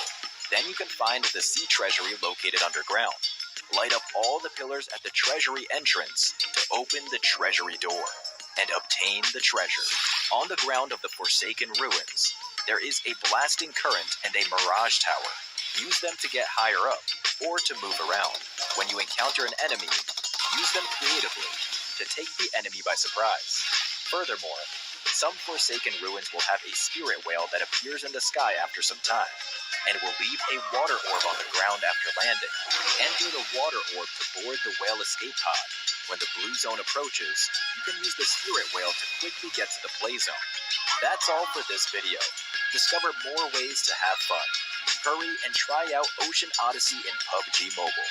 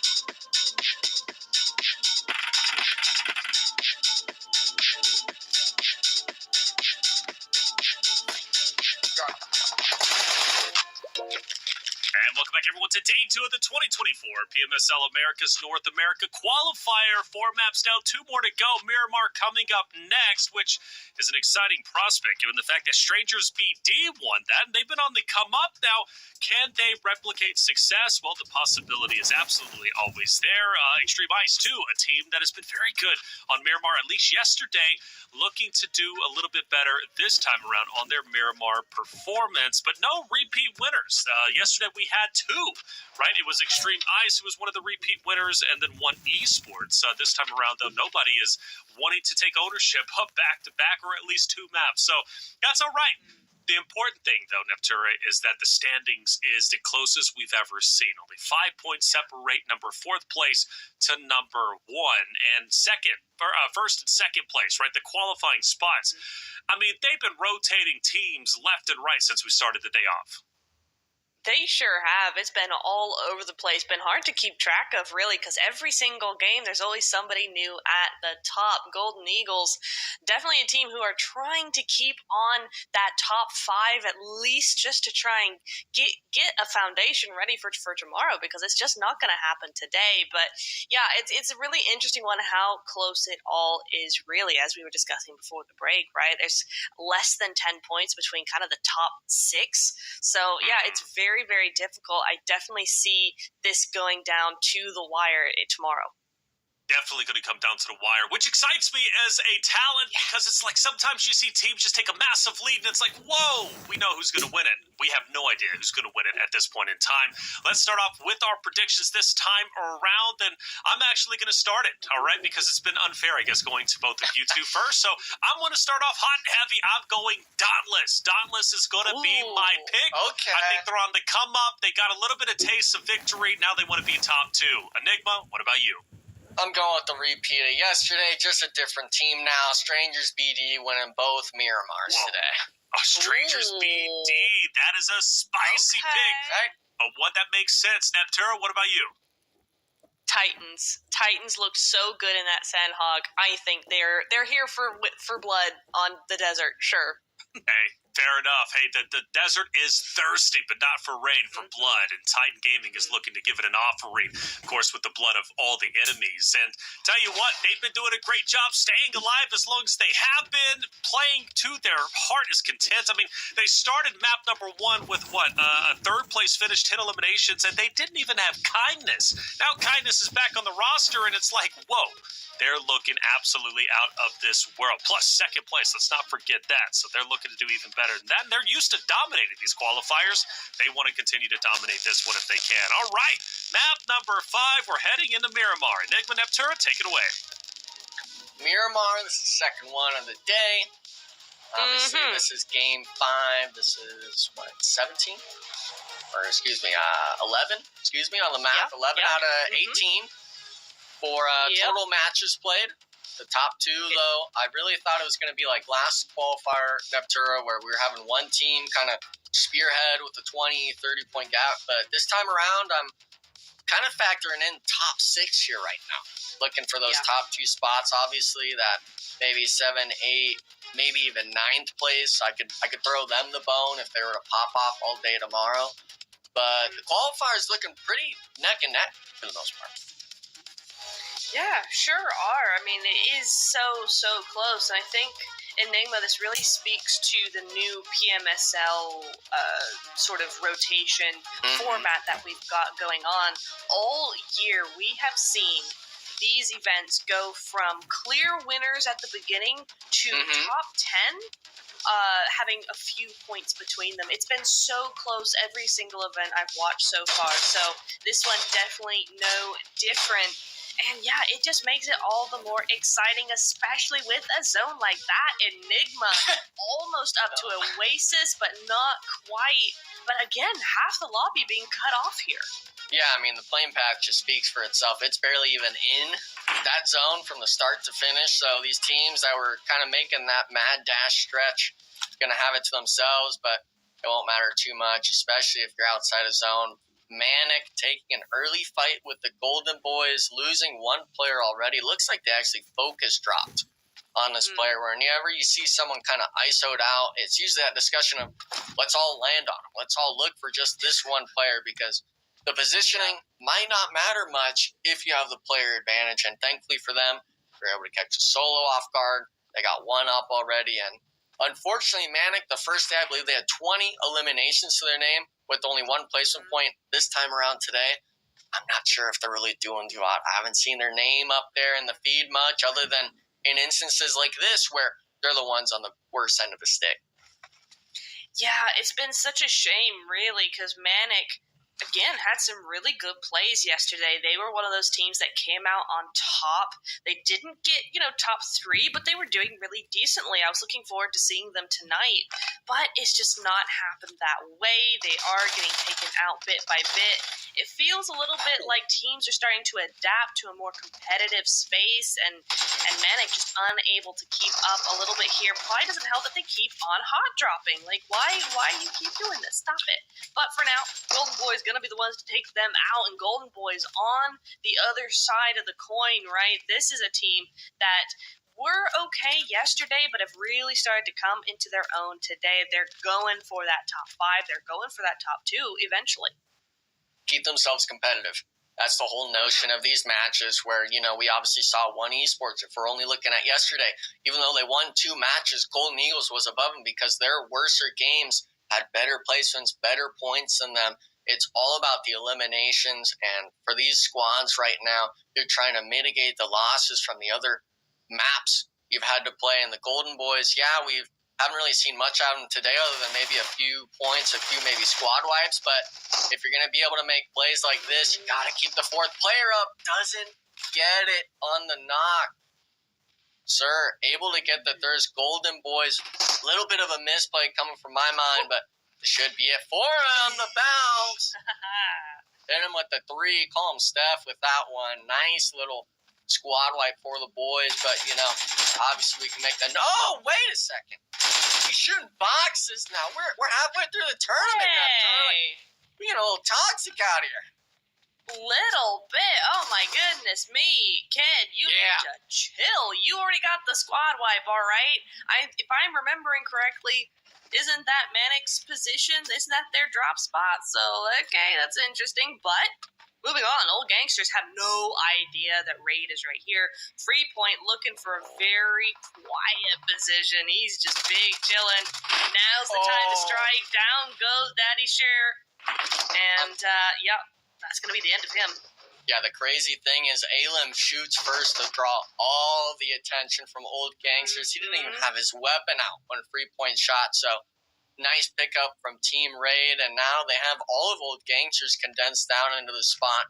It's a matter of if you can execute on the rest of the compound. And with their out in the zone currently, they are able to potentially go for this sort of, 4v3 situation. I don't think they're going to have too many people rotating around this part of the map to go for the fight, but if you're Raid, you can't rush it. Make sure all of your team's here for this sort of fight, and looks like Old Gangsters is waiting for that moment.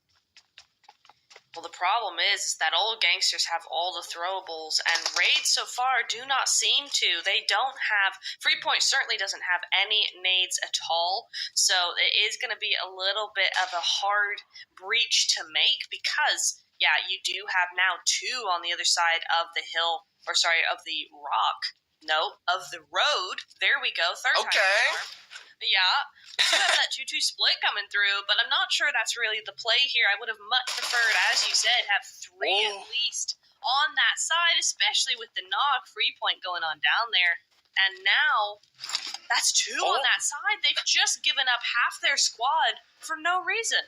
Yeah, but look at that. It wasn't even Old Gangsters getting that second player. It was Golden Eagles coming for the third party. I honestly thought that Golden Eagles were going to focus Alim and the likes of them across the road, but Team Raid, they're not going to give up the knocks that easy. They're trying to salvage the situation, but as a 2-man, I think they kind of just put themselves in a worse position now in between the 2 threats of the zone right now. Old Gangsters holding the warehouse while Golden Eagles has the spread around the walls. So it's a matter of kind of that utility usage again, like you said, needing to come through from these squads. And like I said, it's always a matter of time when it comes to these early game fights. I didn't think it would happen this fast, but Team Raid now, they had the good opening, unfortunately fumbling on the rest of the execution. Yeah, really unfortunate there. That should not have happened at all, but at least, I was going to say at least they got out of there, but they're not out of there. They're very much in there, and they will continue to be for a little while, I think. So, I don't know. I don't like it, but we'll see how it works out for them. In the meantime, Golden Eagles, they're going to be the ones looking to gatekeep this for sure. Oh, lordy. Alim going on down there. It's not looking good. Not looking good at all. Yeah, I mean, Brazen, he's kind of been this player that always likes this sort of solo or like off-angle play. We saw it in the last Erangel for match 3 of the day. He was that sort of isolated player. And right now, look at this. I mean, he already got the one. He knows the solos here, but he's not going to overdo it. He knows Old Gangsters is around the corner. As long as his squad is able to not get knocked, especially Frady being on that mountainside on the north, as long as they don't give the opening, there should be just a few extra points for the likes of him. I am looking around on the rest of the part of the maps, and there's not really much going on with these squads. It's still going to be just these fights, and Old Gangsters gives another opening from Legend now, getting the beams, trying to salvage this revive, but I'm seeing some vehicles. I'm seeing some people hop in. Are they going to look for the Old Gangsters wipe, or are they going to turn their sights to the solo? The zone shift does happen as well. They might have teams rotating by them now, but looks like they went for Team Raid, wiping them out. They did get one knocked. Might be able to get the reset instantly, and it's not just these two teams anymore, Neptune. Strangers BD has made the same rotation with the third party coming across the road, and Old Gangsters are saying, yeah, this is our chance. We're getting out of here. Yeah, 100%, because I hate to say it, but Old Gangsters may have won out that engagement, but didn't really win anything. They've lost a player. They've just made a trade, so 1 point for one player lost. There's been no real advantage taken there. They're just going to go to the next compound in zone, which I don't like at all, because Golden Eagles definitely know that they went there. You saw that scout trailing them down there, and I fear that it's just the next stage of this fight incoming. Yeah, I mean, the fight's not finished. Frady was the one, I think, where he was on the hill. He mirrored them to the compound, but Old Gangsters, that's not the only team they got to worry about. XYQ now looking for their engagements coming from up the hill above San Martin. A lot of these teams really feeling the congestion right now, especially in this bottom trench of the zone. And Old Gangsters, they're kind of praying to the PUBG gods right now. Hopefully this team does not push across the street, but Balak, I think, might be their angel in the night or in the day in the sand, I guess you could say, trying to prevent this play from happening. But for Miramar, this is one of those spots on the map where, we like talking about the terrain. I know you said it best yesterday with vehicles and stuff like that. This is one of those parts of the map where everyone knows how to play this. And that means that everyone likes taking these power positions early, and it results in a lot of these fights happening early on that you wouldn't really expect coming from these squads. Yeah, definitely something to consider. XYQ, Golden Eagles, actually, Old Strangers, who's that? Old Gangsters might actually be saved by the bell here. XYQ taking over the fight against Golden Eagles, so maybe a little bit spared there for them, but Golden Eagles looking pretty good right now. 3 elims on the board at the moment. Full squad still up, and the zone is nowhere near pressuring them right now. So looking good as we see more of these teams start to center up, though, Enigma. I'm wondering if they're not going to be very comfortable pretty quick. I mean, the main thing is, in terms of the comfortability, is all going to be the zone shift, because if they don't get the zone, if Golden Eagles doesn't get the zone in this compound, they got to rotate out of that. And the street is in the wide open. We can see as well, if it goes to the north, if it goes to the west, all these teams have to leave compounds. And, yeah, I mean, look at that. It's actually only going to be the Golden Eagles being able to maybe stay and play. KR Esports might come from the south up there. A lot of these teams are really looking for these sort of plays and positions, but if someone's already there, you're going to be getting shots at you. I'm interested in how Straight Outta Nepal are playing this very, very late. Looks like they're going to make a northern rotation here. But, yeah, very late indeed. No risk as well. Taking a huge risk coming in here as well with 2-2 split. Super duper wide for Miramar. Yeah, I think that's why it'll maybe work out for Straight Outta Nepal. They're going to go all the way around to La Cabrera, come down straight through the spearhead of the north, being able to kind of find their position in. As long as Titan Gaming doesn't fan out in time, they will be able to get into this next zone. But with it being around this crater field section, there is a lot of flat terrain. And you see it, the Golden Eagles opted not to move. Same with Old Gangsters, not leaving the compound. So these spots on the edge, they might just be shooting each other in the foot, not allowing each other to leave. XYQ, they tried to go center. Looks like they actually lost some of their vehicles, so they're scrambling like mice in the night. Unfortunately, might not be the case. Yeah, I mean, look at that. One of them actually being left in the back. Hopefully, he's able to live long enough, or maybe the zone favors him, because you're not wanting to lose a player this early on.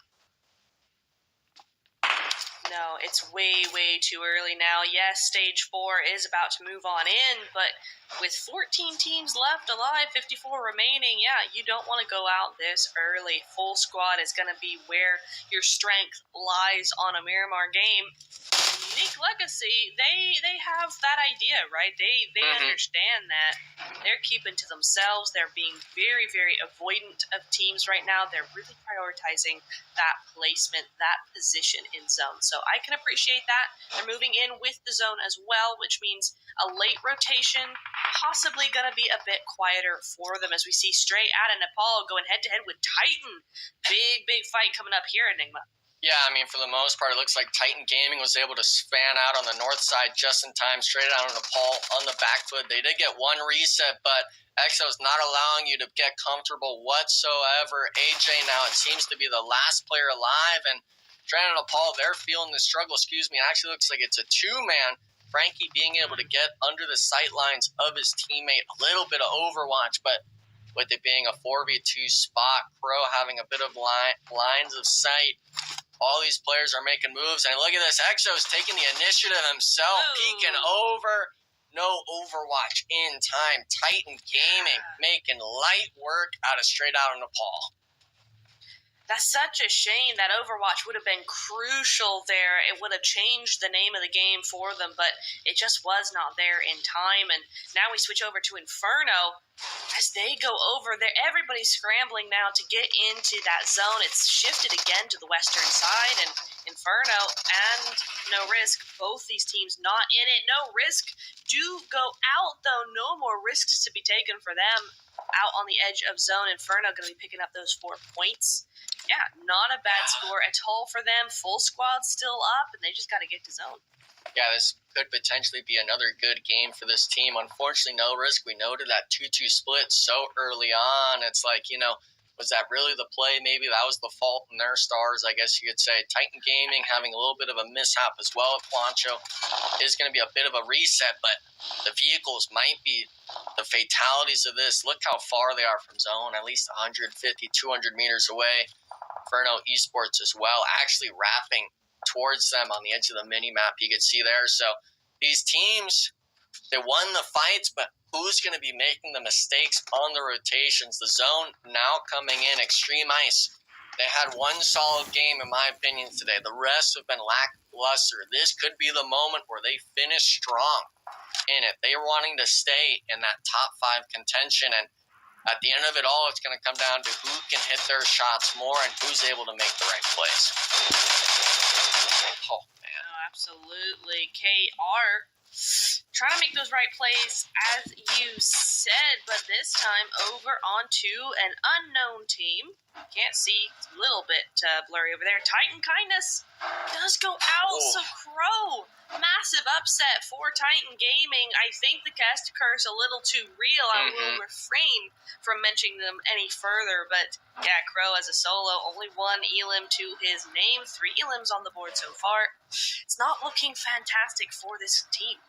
Yeah, I mean, they had this west side and they rotated north to look for that KP, those elimination points, I guess you could say, but unfortunately just maybe their stay too long. A lot of these teams as well kind of just staying in their own little bubble, their own world. KR Esports, one of those teams vibing on top of the mountain. This is going to be on the far south side of your zone. I believe, if the map's serving me right, that's going to be Strangers BD below them, with them actually taking shots at the Golden Eagles. Yeah. Feeling the pressure, and it's not going to be just them fighting. It's going to be XYQ that had to make this early rotation, wiping out the likes of Unique Legacy. So a team that obviously, has been struggling in these last 2 days, at least showing some signs of life. And it's like Golden Eagles is going to try to put a stop to that. But with these zone shifts, it's hard making any of these plays because we're seeing teams with some man disadvantages. tough one for sure. XYQ, I feel for this team, man. They're just unable to get pretty much anything done. They have the good ideas. We know they're a talented team. We know individually this team should be really good on paper, but in reality, it just isn't working. Something isn't right here because they should be far further along than they are, and right now, I mean, I can't even see them on the map. Where are they? XYQ. He's just to the west. I think he's like ratting it out in a bush. But I mean, in my opinion, they're getting it back in blood. XYQ is the team that drove you down on that last Miramar. So if you're Golden Eagles, you're seeing this name pop up, you're like, heck yeah, get back at him. And for them, especially, I believe they're at 8 or 9 eliminations with the 4-man. Obviously, now we'll be down to a trio, but nice signs of who can make it across in their car. A lot of these teams, unfortunately, having to make this suicide rotation in my eyes, and it's not looking good. Yeah, you just try and die last, basically. That's what this match has turned into. It's not about winning, it's about dying last for sure, as these teams struggle to survive up on this cliffside. The zone continues to go south after going north and just confusing the heck out of all of these teams. And Inferno is trying his best. Yes, trying so hard, and it's just not going to work because straight out of Nepal, also not going to work for them because it's Dauntless. At the end of the day, it is Dauntless on that cliffside, the other side of the crater, just shooting things down. Yeah, it looks like, though, Crow early on, he was 1 HP coming in from zone, actually found himself in this next rotation from the Inferno Esports squad. Now it looks like he might be forced into a 1v2 spot. Like Gatsby was able to stop at a shack. Hopefully he can dodge this frag grenade. His teammate gets picked apart by Extreme Ice, and Crow hitting the nade, full wipe. Get it back at the end as a squad. Obviously, you're in that top 5 range, but with 4 elims, I think Titan Gaming really thought they'd have a better performance coming into this Miramar. Now, the eyes are going to be set to KR Esports versus Dauntless. Both squads, Neptura with 4 players alive, and with it being Miramar, we know just how important every man is. 100%. 100%. We're going to be looking. Just seen the leaderboard, Enigma, KR, 8 eliminations so far. We've seen them creep up the leaderboard so far tonight. With 1 more game left to go after this, it's looking like a really good run from them. But I don't think their position... Oh, hang on. I was going to say their position cannot be unbeaten by Dauntless, right? Dauntless definitely have that position locked down. But with that new zone, actually, the mountains that Golden Boys have is actually the better spot. I'm really just so surprised El Pozo is completely free on that south side, and I think it's really going to come down to if KR Esports or Dauntless recognize first that that's kind of free, because that allows you to take virtually dead center of the zone. And for the most part, you know, for looking at Golden Boys, obviously they're a trio. They've been here virtually all game.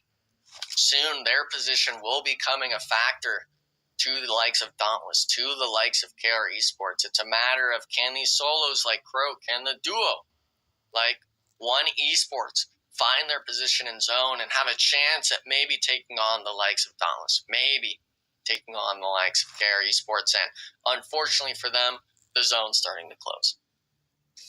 Yeah, that's never what you want to see, stage 6 of any sort of game. But I tell you what, this is definitely one of the faster games here, Enigma. Top 5 at stage 6, about to turn to stage 7. Will we see a stage 9?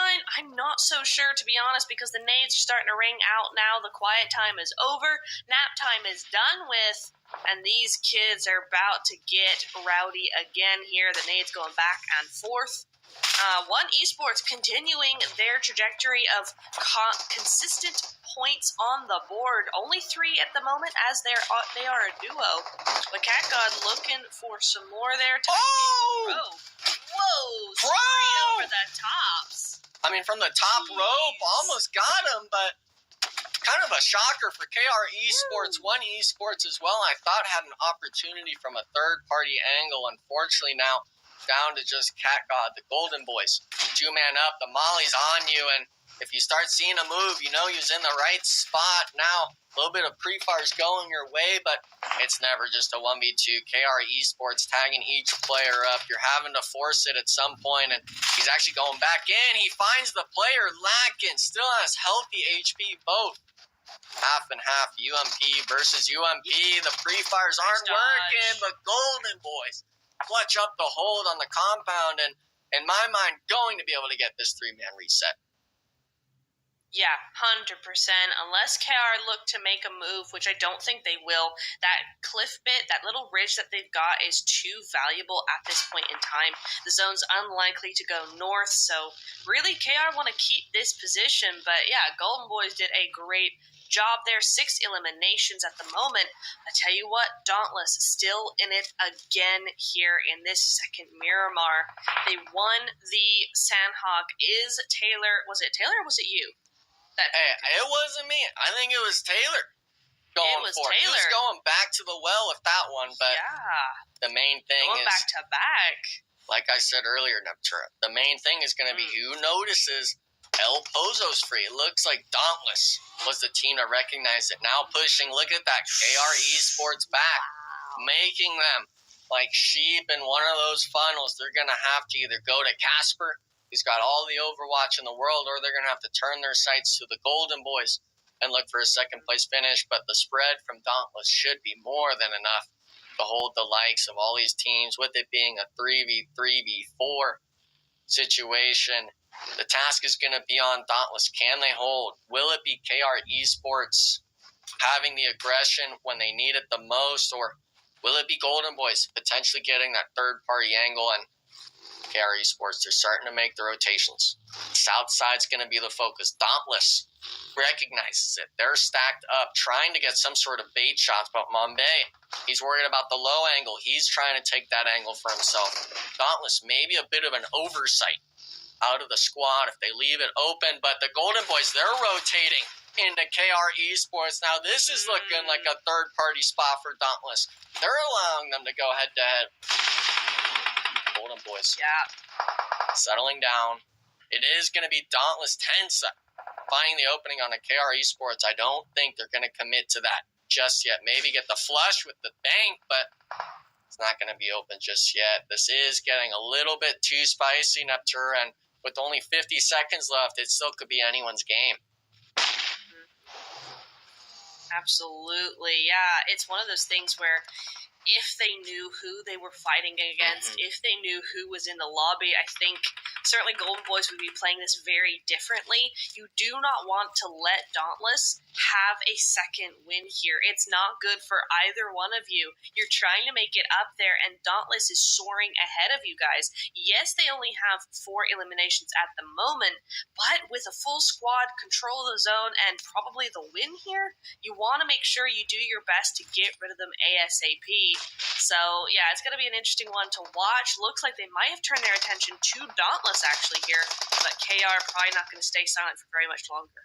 Yeah, tense. I mean, he's got the Overwatch from Casper, not allowing KR Esports to wrap. They're the ones on the edge of zone. The Golden Boys in the open to Klaus, forcing Golden Boys to stay down, allowing the rest of Dauntless to be able to just take these peppered shots on them. The zone shift shows as well, chat. We're seeing it. Both those teams on the edge, they still got to work into Dauntless. They're not given any room to play, and with all these plays going on from Tensa, from Casper, they're starting to make moves on KR Esports. Everyone's feeling the brunt, the pressure, that magnitude of Dauntless, and especially after that Erangel, I thought they fell a little bit short, coming back with the win and now setting themselves up for success.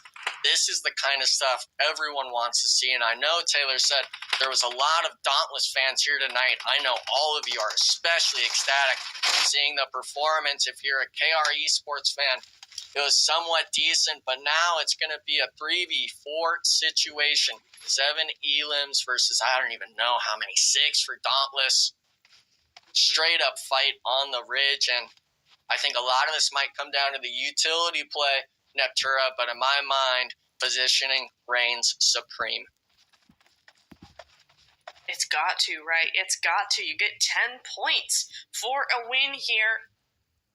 And even if you've only got 4 or 5 eliminations, you're looking good. Especially when the points, as we were discussing, right, are so close. You got 10 points between 6th and 1st place. A win here for Dauntless could mean top of the leaderboard going into the last game of the day. So super important for them to get this. For Golden Boys, probably looking at a top 4, top 5 if they get this right. Mm-hmm.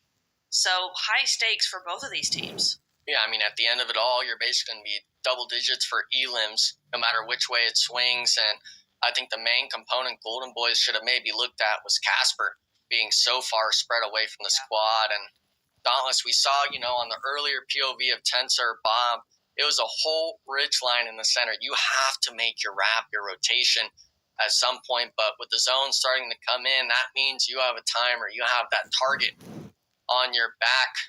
And being a free man with the zone to your back, it's never something pretty. Can you pull it out of you? Can you dig deep and find these crucial knocks you need? Lights are going to be on the Golden Boys. Smokes are out. One of them opting to try to crest. Another one swinging low. Casper, patience, discipline is a virtue. If you don't have it this time around, he keeps the shots. They don't know. Center plays in. And it looks like, Tensa, one of them tried to reach the shack off the smoke play. It was gone. That's a free knock. Casper now activating. Actually gets turned on. 3v2 situation. Golden Boys finding a spot in potentially. Now their next task. Can they crest the hill? Can they win off of the positioning advantage of Dauntless? Minute 30 left on the zone. They have the full swing. They actually have the angle of it, but with Casper still being up, they understand what's going on. The plays are going out. Golden Boys, they're going for the peaks, but Bob coming in again as the IGL, finding the knock 3v1 situation. They're going to be going against the grain, pushing now themselves, and the hipfire spray comes out, leaving them 1 HP, a bit of FPP smokes, but Dauntless players, they know what's up. Amazing win out of the squad. Winner, chicken dinner, back-to-back for them. Fantastic. What a game. What a way to almost end day 2, right? I mean, we've been talking about getting day 2 to be your foundational day for day 3, and Dauntless have done so well to do just that. So a really well-controlled, well-timed game from them from Miramar. And I gotta hand it to you, Taylor. You're on fire with these predictions. Hey, I'm trying. Dauntless is a team that I believe in. Bob has done such a great job being that IGL. I know you were complimenting him right at the very end of that game, Enigma. And for you, Neptura, you said it was one of the quickest games we've had yet. I agree. I couldn't believe we had, 5 teams left in just a span of Zone 6. It was, incredible. But it just comes to show you how volatile Miramar can be, especially with these open zones getting towards the tail end. You could tell everybody was crowding towards those hardcover POIs, and a massive fight ended up taking place. And, obviously, certain teams ended up falling while others ended up rising to the occasion. This was a big game. And Neptura, I love the fact that you reiterated this day, day number 2, is setting your foundation to go into day number 3. KR Esports. 9 eliminations, 3rd place. Starting with them, that is a massive game. They started this game number 5, in 7th place at 63 points. They had a large gap to go all the way up to 80 plus, to maybe break into top 3. But with this game, they now, even without game 6, they go into tomorrow so healthy to the point where KR is now a serious contender. It is so true. They've done such a good job. We saw bits and pieces from KR yesterday, right? We saw some really good stuff from them, and then they went straight down today to not really doing much of anything, but they've come back fighting. They've come back so well, and it's looking really good for them. Yeah, it's looking very nice. I'm excited for tomorrow. I'm as well, and not to mention Tensa also doing an incredible job in his own right. all across the board, you've got to give Dauntless credit. Dauntless has just been on fire. Yeah. Bob, though, has been the singing star, at least whenever it came to that last game. Dauntless was a team at the beginning of the day, Enigma, we had the conversation of would they be able to recover? Would they be able to, rise up from, 6th, 7th place? Well, after this back-to-back win, I'm starting to think they've recovered quite nicely. Yeah, I mean, 9's got to be their lucky number or something. Looking at these statistics, obviously the knocks and the assists speak for themselves. But obviously, we saw, they played that nice, calm, and collected. They understood that even though they had the zone, there's going to be games where maybe to be on the come up. Golden Eagles also looking to maintain, and they do maintain. Ooh. They only got 8 points in the last game, but they still hold on to first place, but only by 1 point. Dauntless has catapulted themselves up from 6th place, 5th place, all the way up now to 2nd at 97. Titan Gaming at 96. One Esports at 95. 1 point separates 4 from 3, from 2 to 1. I mean, if you want to talk about a close race, Neptura, this is as close as it gets. I am stunned.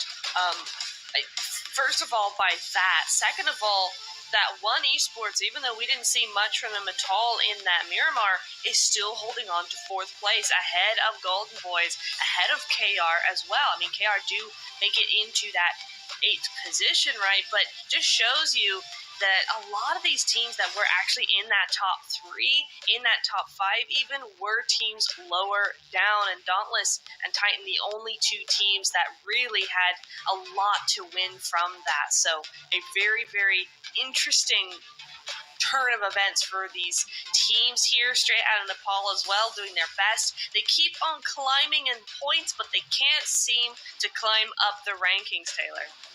Now they can't. It's tough, isn't it? I mean, we've already seen certain teams struggle. I mean, look at the beginning, games 1 and game 2. Golden Eagles, who were looking absolutely stellar yesterday, still looking great today. Let's not get ourselves there in first place.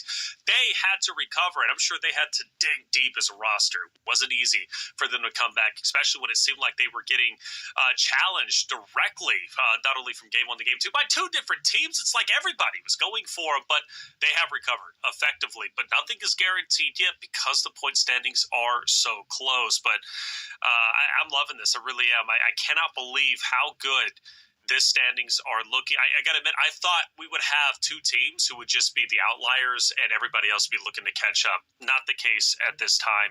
Titan Gaming, by the way, has still yet to get a winner chicken dinner. Yet they currently stand in 3rd place, just 2 points behind that of Golden Eagles, 1 point behind tying that of 2nd place.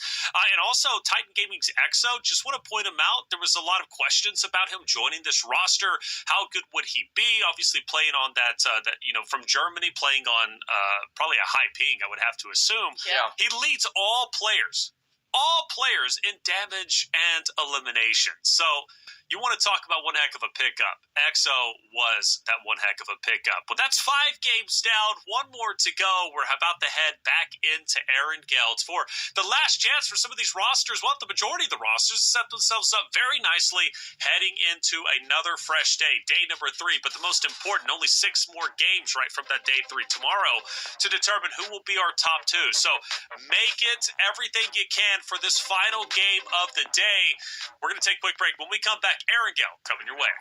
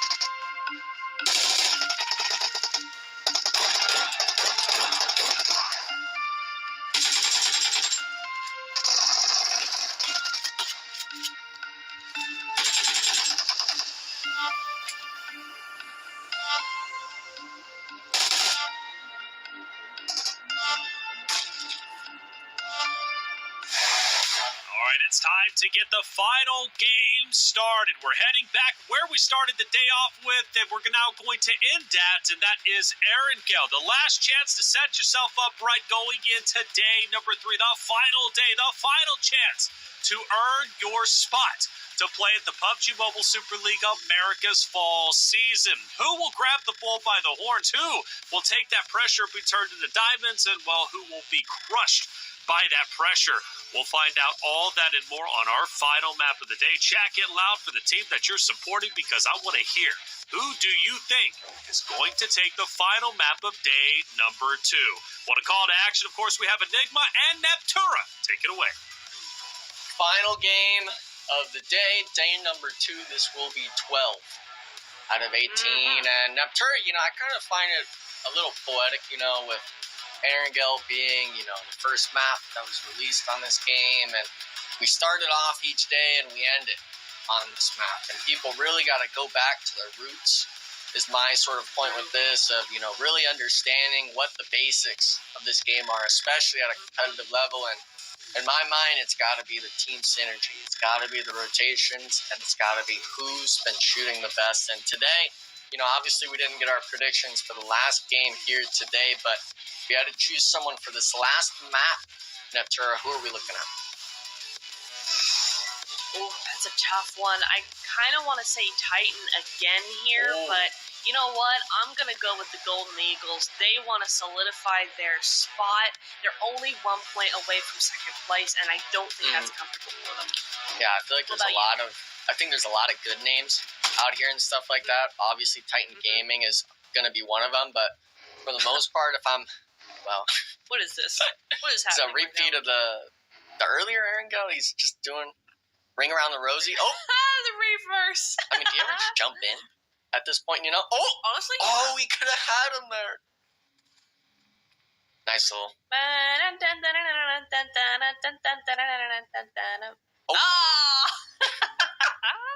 I feel bad though, because if you're Titan Gaming, he's stuck there. Like, when is someone gonna pull up and kind of, just shoot him for you? Oh, and yeah, here we go. Yep, Wancho's coming up. No. Yep, he's gonna stop. No. And no. I mean, everyone will take a freebie, right? But back to your question about it. For me, at least, my prediction when I'm taking in the factors of the IGLs and just who's been looking hot, I'm going right back to the team that's won back to back. I'm saying they're going to three-peat it on the night. Dauntless They've been looking hot. This zone might be a little less favoring for them, but they showed me on the Sandhawk. They showed me on that Miramar. Even if the zone doesn't go their way, they're still able to work in, so I'm going right back to it. Hopefully we can get Taylor's later on with that prediction, but it doesn't seem like that's the only thing happening. XYQ getting drove by. They have a pistol, but it seems like Zuko had an full beam out of it. The pistol damage is coming out. He's trying to punch him out. The rest of the team pulls up from XYQ. 2 knocks on the XYQ KR Esports essentially being wiped. That is not something you're wanting to see come in the last game. This is a squad Neptura that had a chance if they just performed well this game. I am stunned, shocked, horrified. What the heck? They should have had that, first of all. Yeah. Second of all, what is KR's teammate? What is Jiwoon doing all the way onto Military Island? That's where he is right now.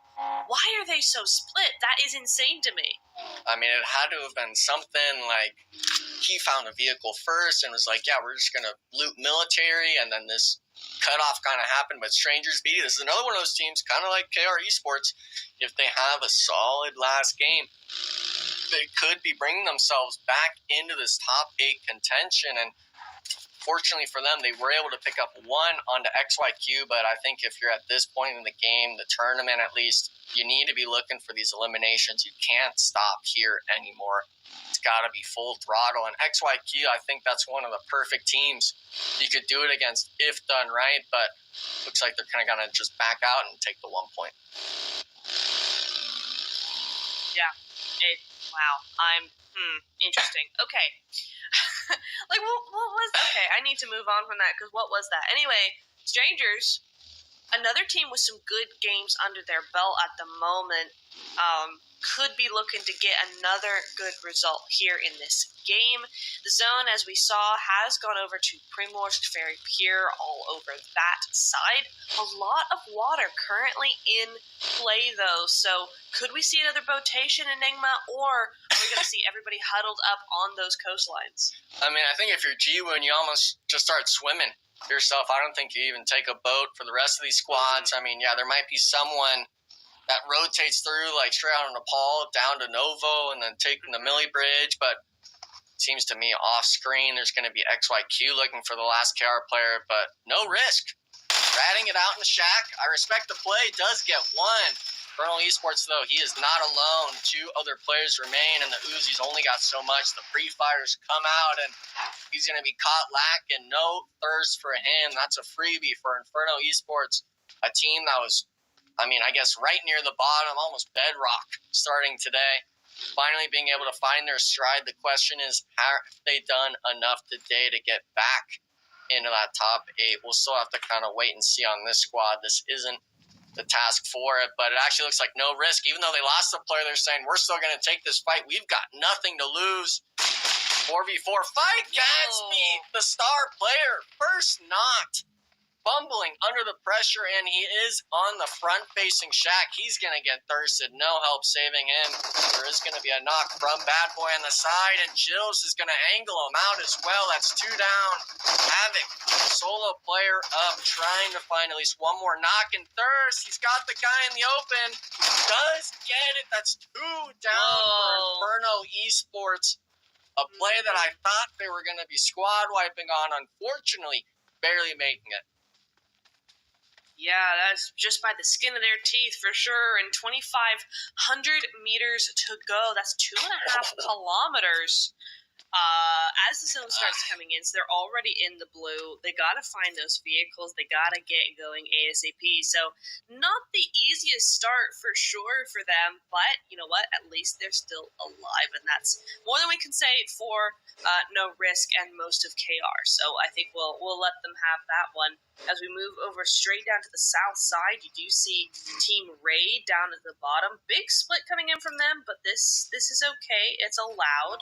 They've just entered the area, so they're trying to find that best place to kind of set up shop. It's only stage 1, but don't want to spread out too far here. That would be my warning, Enigma. They look like they might just be spreading themselves a tiny bit too thin, and when teams are all trying to go for these coastlines, it could be unpredictable where teams are going to go next.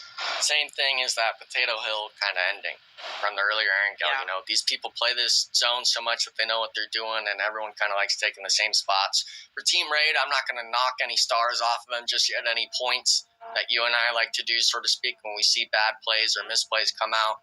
For these squads, though, the issue is going to be, with this only being stage 1, it's really looking like a stage 2 or 3 zone with so much water being in play. This whole southern side, southwest even, is just completely consumed or engulfed, I guess you could say, by the water. And these teams, they understand even if it centers, half of it's still going to be out of play.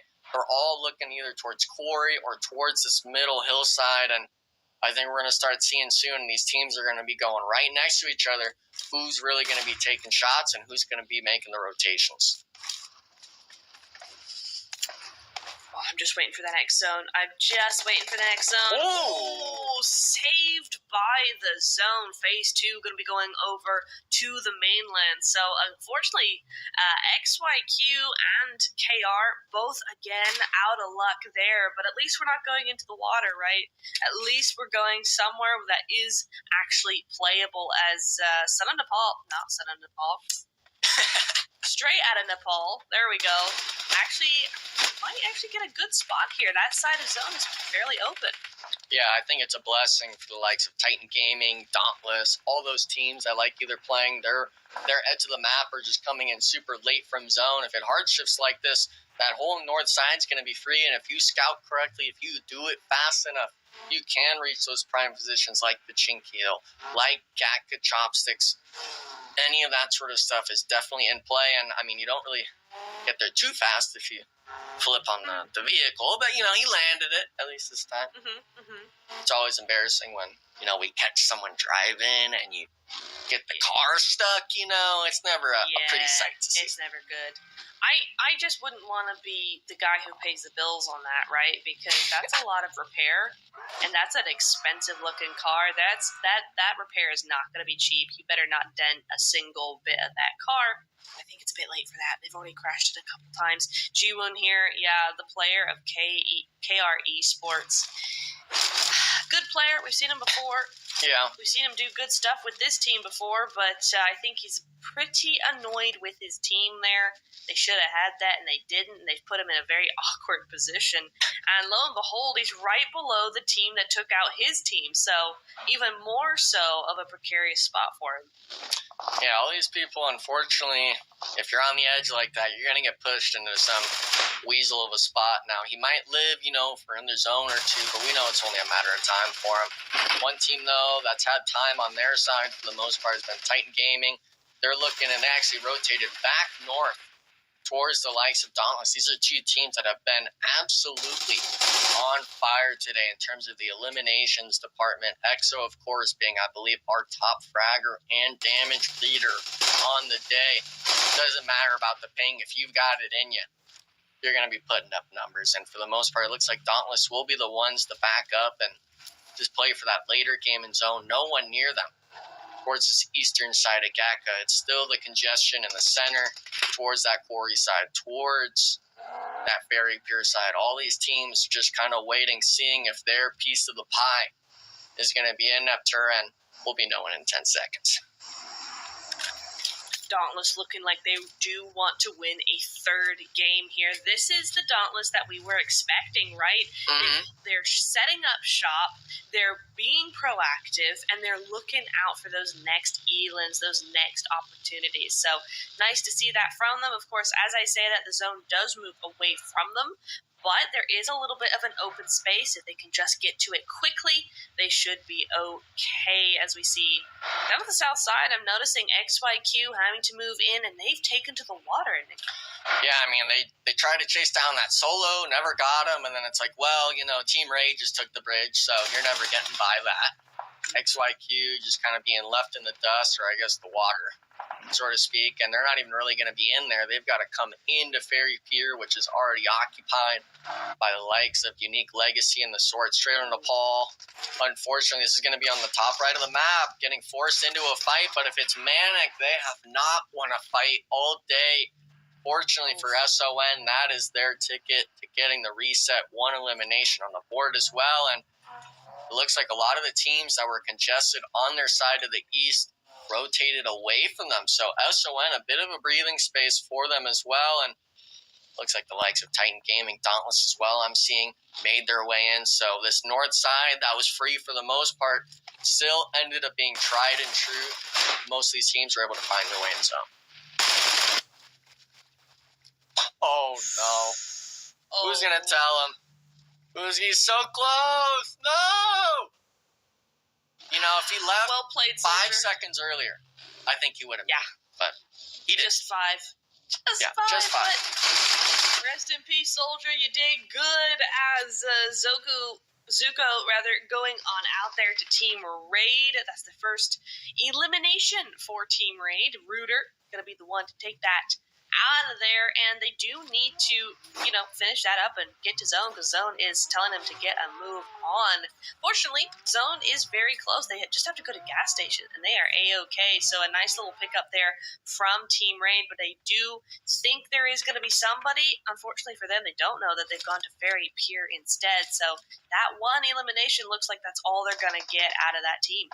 Yeah, a little tragic to see. I mean, if you're bridge camping, you're really expecting more out of it, but a team that's been camping this eastern side for the most part, old gangsters trying to hold down this hillside. SON not realizing it's already occupied, still fighting through the odds, and there goes one.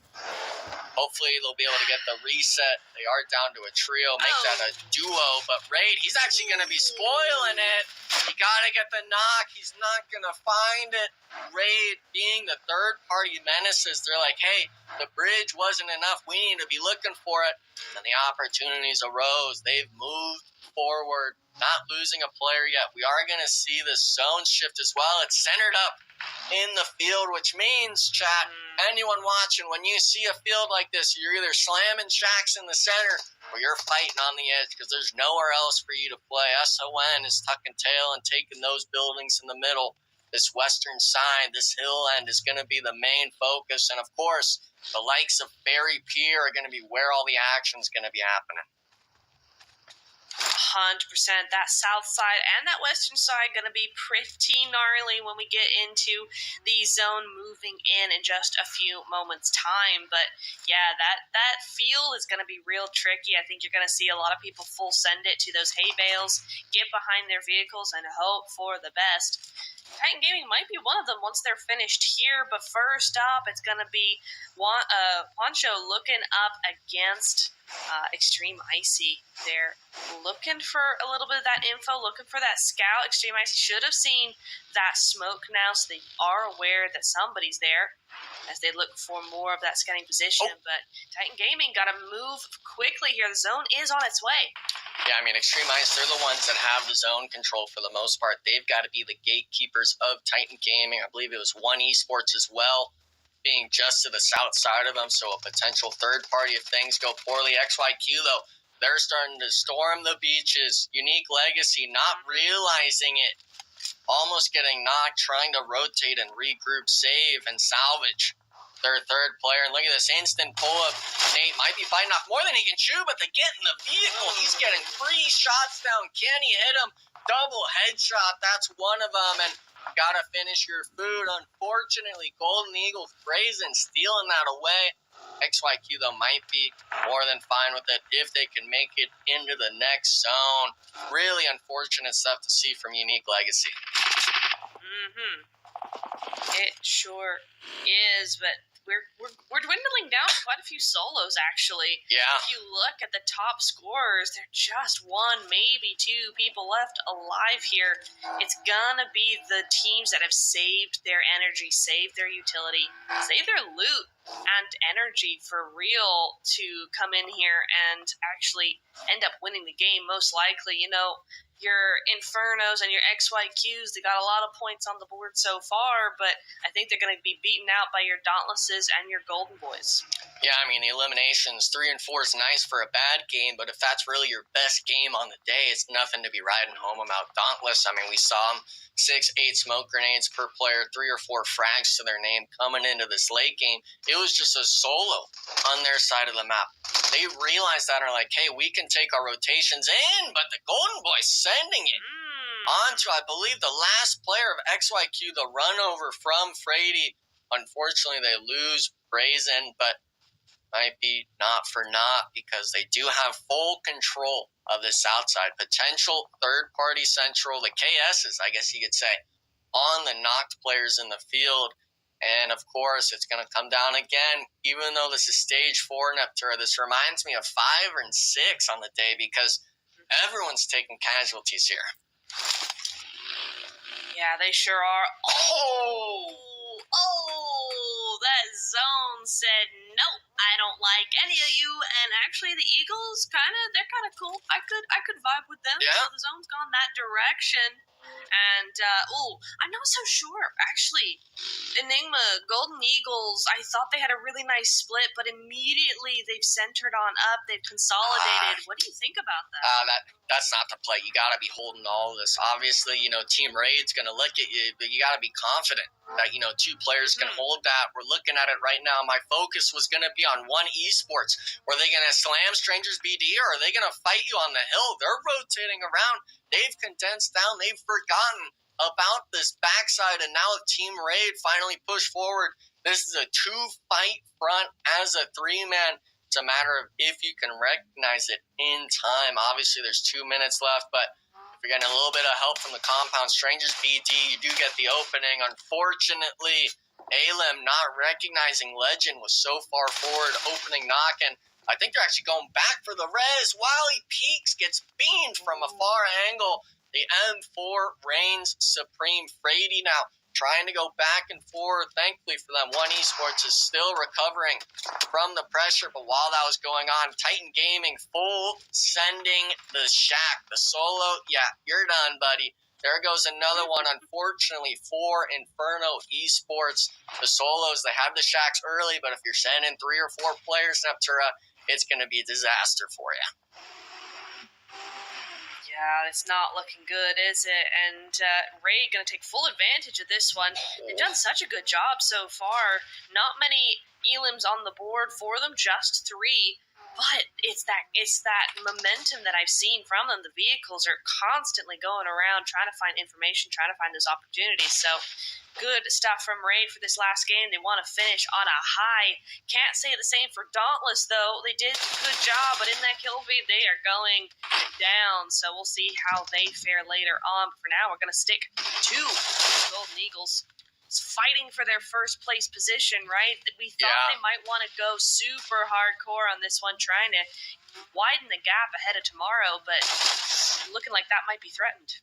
Yeah, I mean, this is where moments separate good from great teams. 3v4 spot, you did have the positioning. It took them a while to get Legend up and reset. Now we're seeing the util dump come out. Raid opting to rotate in front of them, fully engulf the hillside. Frady now, 1 vest, 1 helmet to his name, trying to double up. Gotta work this hillside back into their control, but it's really a 2v2. Make that a 3v2. Now DBS in hand. Who's gonna hit the shots? You're on a timer with One Esports now shooting you 1 down. The second shots come raining through. He gets the second. Teammate Legend is actually the one that's not on him, so 2v2 in the dip still. One Esports hearing this all now rotating in. Raid had the timer. They needed to make this a clean wipe. Unfortunately, that won't be the case. Golden Eagle is still scraping by as a squad, but we see that in the top right. None of these teams are in play still. You've got to be making moves still. And unfortunately, if everyone's looking at you on the south side, you're on a timer yourself. You sure are, but that zone has gone. Actually, Golden Eagles, kind of giving me the ick. I'm going to go elsewhere. I'm going to Titan Gaming, kind of cool, full squad. Let's go, right? So, zone's gone that way, and Golden Eagles and Raid even more so have to get this fight done and dusted. It looks like there might be a third team looking to take some names towards that southern side as well, but perhaps they're just going to try and gatekeep this from inside zone. Oh! The jump down, Lozo finding the solo player, but there's going to be the other raid getting the trade. Not going to be any thirst, though. They will get a bit of a reset going on. Golden Eagles winning the 4v3 engagement with a little bit of help of One Esports. Now Titan Gaming, they four-manned this shack really early on. Now picking up some knocks on the Strangers BD will not result in any eliminations, unfortunately, but with the zone how it is, their sights now are turned towards the Golden Boys, looking for their way in. We got a minute 50 left for them to make their moves. One of them actually appears to be knocked, so these teams, they're looking far and few for those elimination points. We actually only have 20 remaining Neptune in the top 6 position.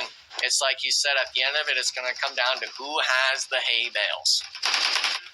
Who has the hay bales? Who has the cars? And at the moment, Titan Gaming, except Kindness, might just go down here. Yes, he does. Well, the first knock of his squad for sure. They've been a full squad up to now, and it's the Golden Boys from the northern side being real sneaky. Those nades should do the trick, allow them to get that reset up and running. And we'll see how they do it, because is that Golden Boys with a 2-2 split, or am I seeing things? I think you're seeing things. Not. They're a trio right now, but the main knock was Juancho there. I mean, in the shack, getting the solo player. Obviously, they're scrambling a bit, trying not to be stacked up from a nade, and hopefully none of those reach through the doors. Through the smoke! Oh, it's in the backside. I thought that was going to be in at Pika. Now, they're all storming through. Nothing landing just yet. Another big nade potential on Pro. Hits the bench. Juancho as well through the smoke. 3 fires. That's 2 knocked. Down to Kindness and Exo. If it had to be anyone, it could be these 2 players. Golden Boys, though, also losing a player on the rotation. It's got to be on Pika. The smokes, the saving grace for Titan. And look at this immediate recognition. We cannot get one lucky throw through this door. We have the hard cover with the MG3 as well. Kindness could very well be pulling something. That fire, I believe, is actually just through the wall. It's not in the shack just yet. And I mean, for the most part, Golden Boys, they made their spot in, but Titan Gaming, they still have frags of their own as soon as they get the reset. Yeah, here we go. The throws are coming out strong. It's just a matter of can they connect them. Kindness still fishing for it. We're seeing, I believe, is DNK proning. Look how close he is. I don't think they've realized it, but the frag is just enough. We're down to just a solo. He's got the ghillie suit on, but you've got to keep making it in. One Esports can still unrender you from the far in the grass, who cannot be playing the field just yet. Strangers BD actually, while I was going on, wiped at the shack, so they're less of a threat in the lobby. We're into the top 5 situation. Pika now, I understand he's got the grows, but Titan's like, hey, we know you're out here somewhere. We're looking for you. There's only so many hay bales you can hide behind before we figure out which one you're at. That's for sure. Yeah, Golden Boys did a really good job there. I think it was a good push, but just not quick enough as XO now goes down, and Titan Gaming fighting for their lives. I think this is the hardest we've seen them fight for anything so far, as Pika with the Groza trying his best and gets down a lot, but no, is not able to get it. He tried to go for those knocks. He tried to go for that squad wipe with the Groza. It was a brave effort, but he does go down at the end. And Titan Gaming, somehow, Enigma, stay up as a full squad here. It's called weathering the storm. I don't think you can get much better than that. They were able to keep all 4 players up. I mean, what was that, 5, if not 6 knocks back to back to back. They never had really that 4-man squad up until the very end there. And when they did, that was when they were able to make their move when it mattered most. The Golden Eagles as well, we've got to get props to them. 8 eliminations to their name. They fought off, 2 or 3 squads trying to push them. They've made their way down towards this tank, this hard cover.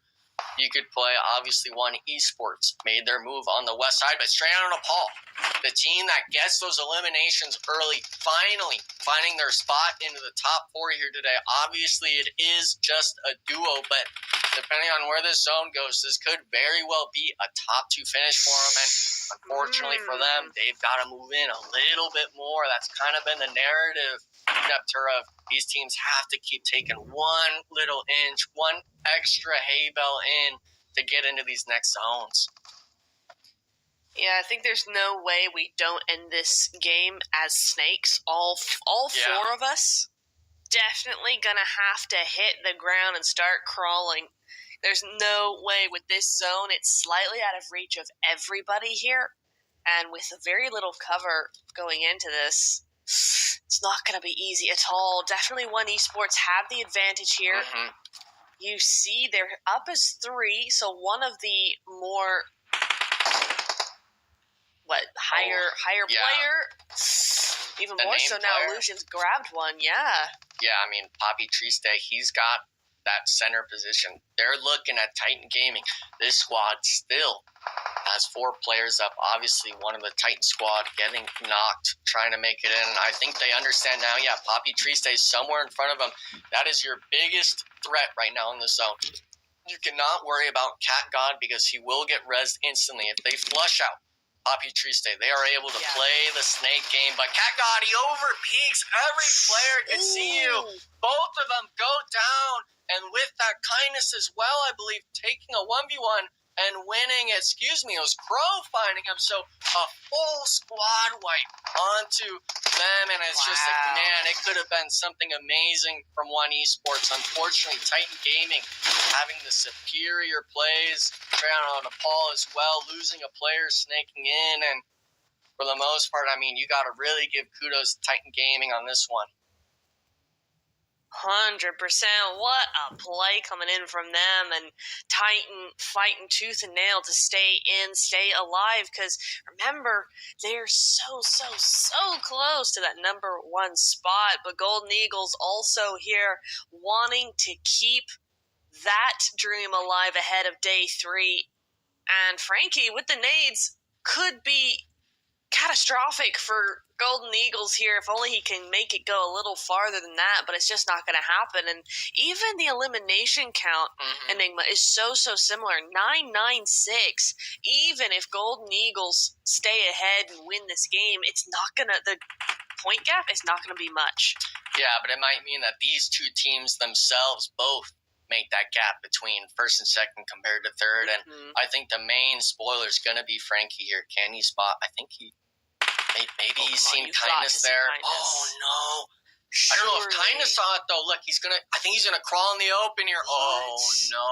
There's no way. Can he spot? I can see him even without the highlight. Kindness isn't looking at him, though, but he's in the open. There we go. Oh, my. Titan Gaming, an overstep, and now, look at that. We're looking at a 3v3 situation.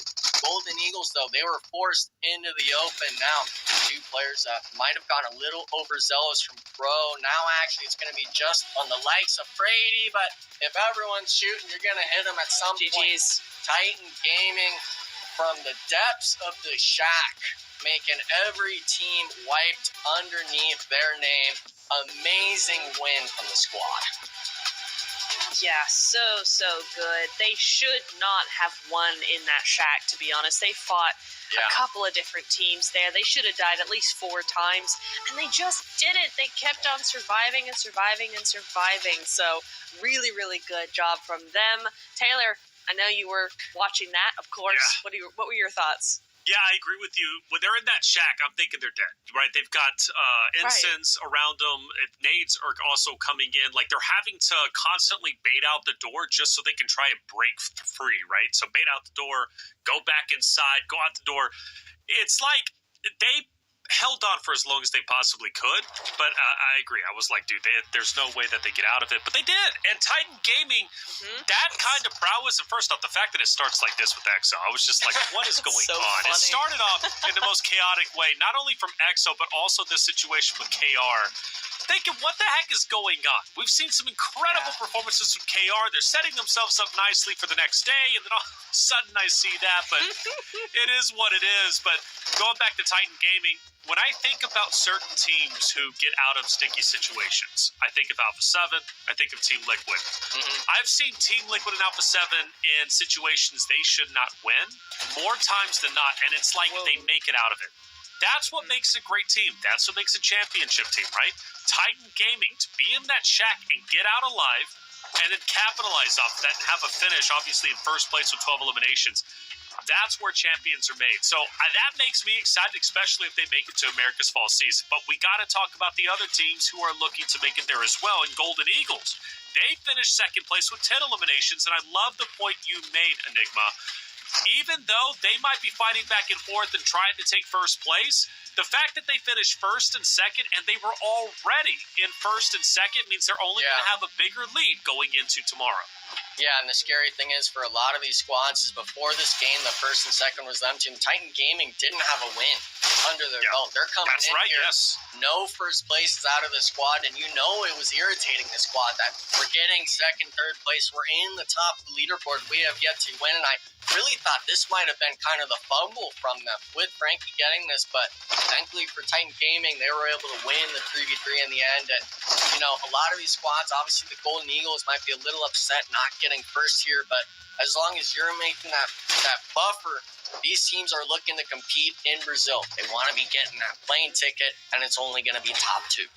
Yeah, absolutely. 12 eliminations. That's got to feel good. Wancho ended up getting 4 of those elims. He actually finishes at the top of the lobby, well, at least tied there with Legend as well as Frankie from straight out of Nepal. But regardless, though, you also had Crow and EXO just below him. So 3 Titan members at the top of the elimination leaderboard for this game number 6. Speaks volumes about why they were able to finish as strong as they did. 22 points. Definitely the biggest game we've seen yet, Neptura. It is for sure. I think only by 1 point, but you know what? Biggest is biggest. But what I'm really looking at that surprised me is look at the deficit between points here, between the top 3 and then 4th and on down here. Just in this match alone, nearly half the points of straight out of Nepal. One Esports gets 7 and they get 12. So right down the list, you're looking at only a couple points here, there, and everywhere where these top 3 teams are just wiping the lobbies here. Let's take a look at the overall leaderboard, and Titan Gaming will take over first place over Golden Eagles by 4 points. But now, Enigma, again, bringing your point up. The importance of first and second for Titan Gaming and Golden Eagles in game number 6 was to take a lead going into game number 3. Now, that lead, as far as I'm concerned, might as well be substantial. From 114 to 102 and down. And the reason why I say that, the game before this, right, game 5 going into game 6, there was only 4 points separating number 4 to number 1. So to have a 12-point lead for Golden Eagles and then even more for Titan Gaming, that's meteoric.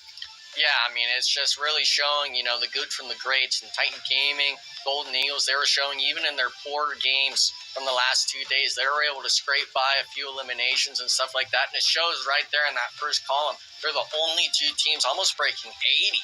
Over a 15-point elimination gap between them and Dauntless, who's not even the 3rd place team. They're the 4th place team.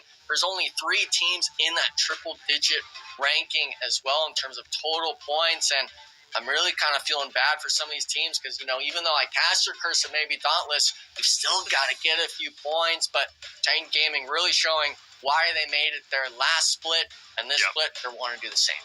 Well, the good news is for Dauntless, though, Neptura, is the fact that they are closer now than they're closer now going into day 3 than they were at the start of day number 2.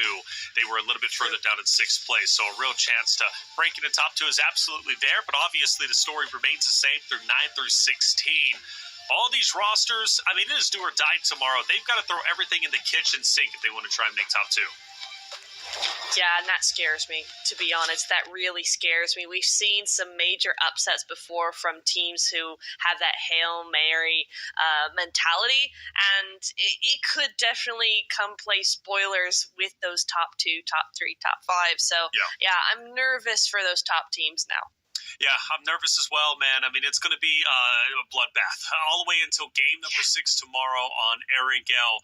The scores are so close, and I am loving it. I really am. I can't believe that even still, 12 points, right, from third place to second place where you qualify for the Super League America's fall season. It's like, okay, 12 points, but that could easily be overcome. By the way, shout out to EXO once again. We talked about him at the start, or I guess the midway point of today's broadcast. He was leading in terms of eliminations, was damage done.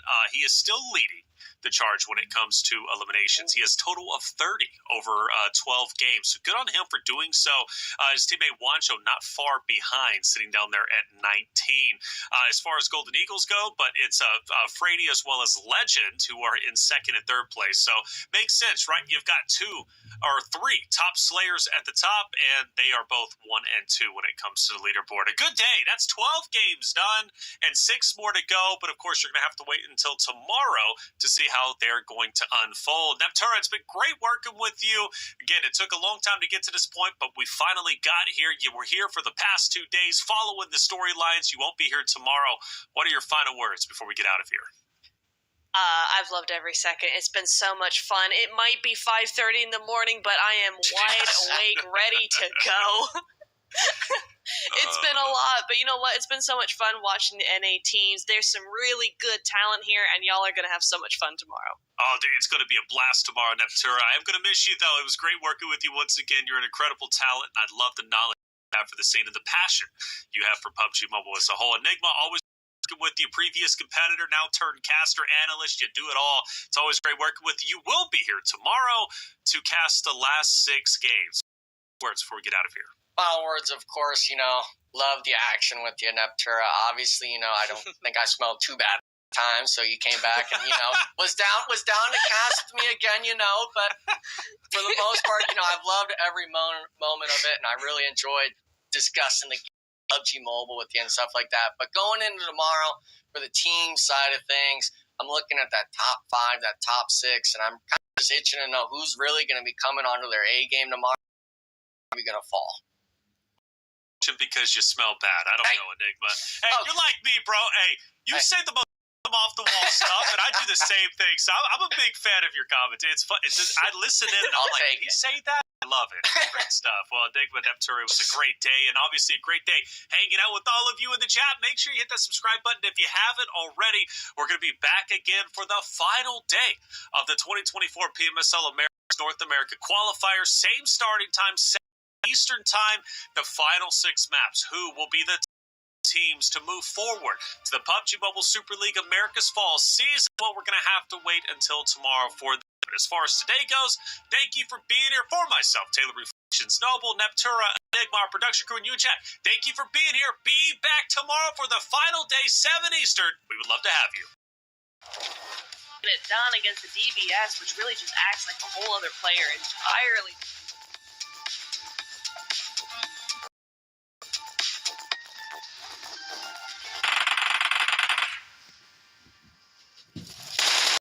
Situation out going for the thirst, and now here's Extreme Ice realizing they kind of just maybe blundered this. The Molly's gonna be on the tree, and I mean, yeah, there's not much else he can do. Extreme Ice winner.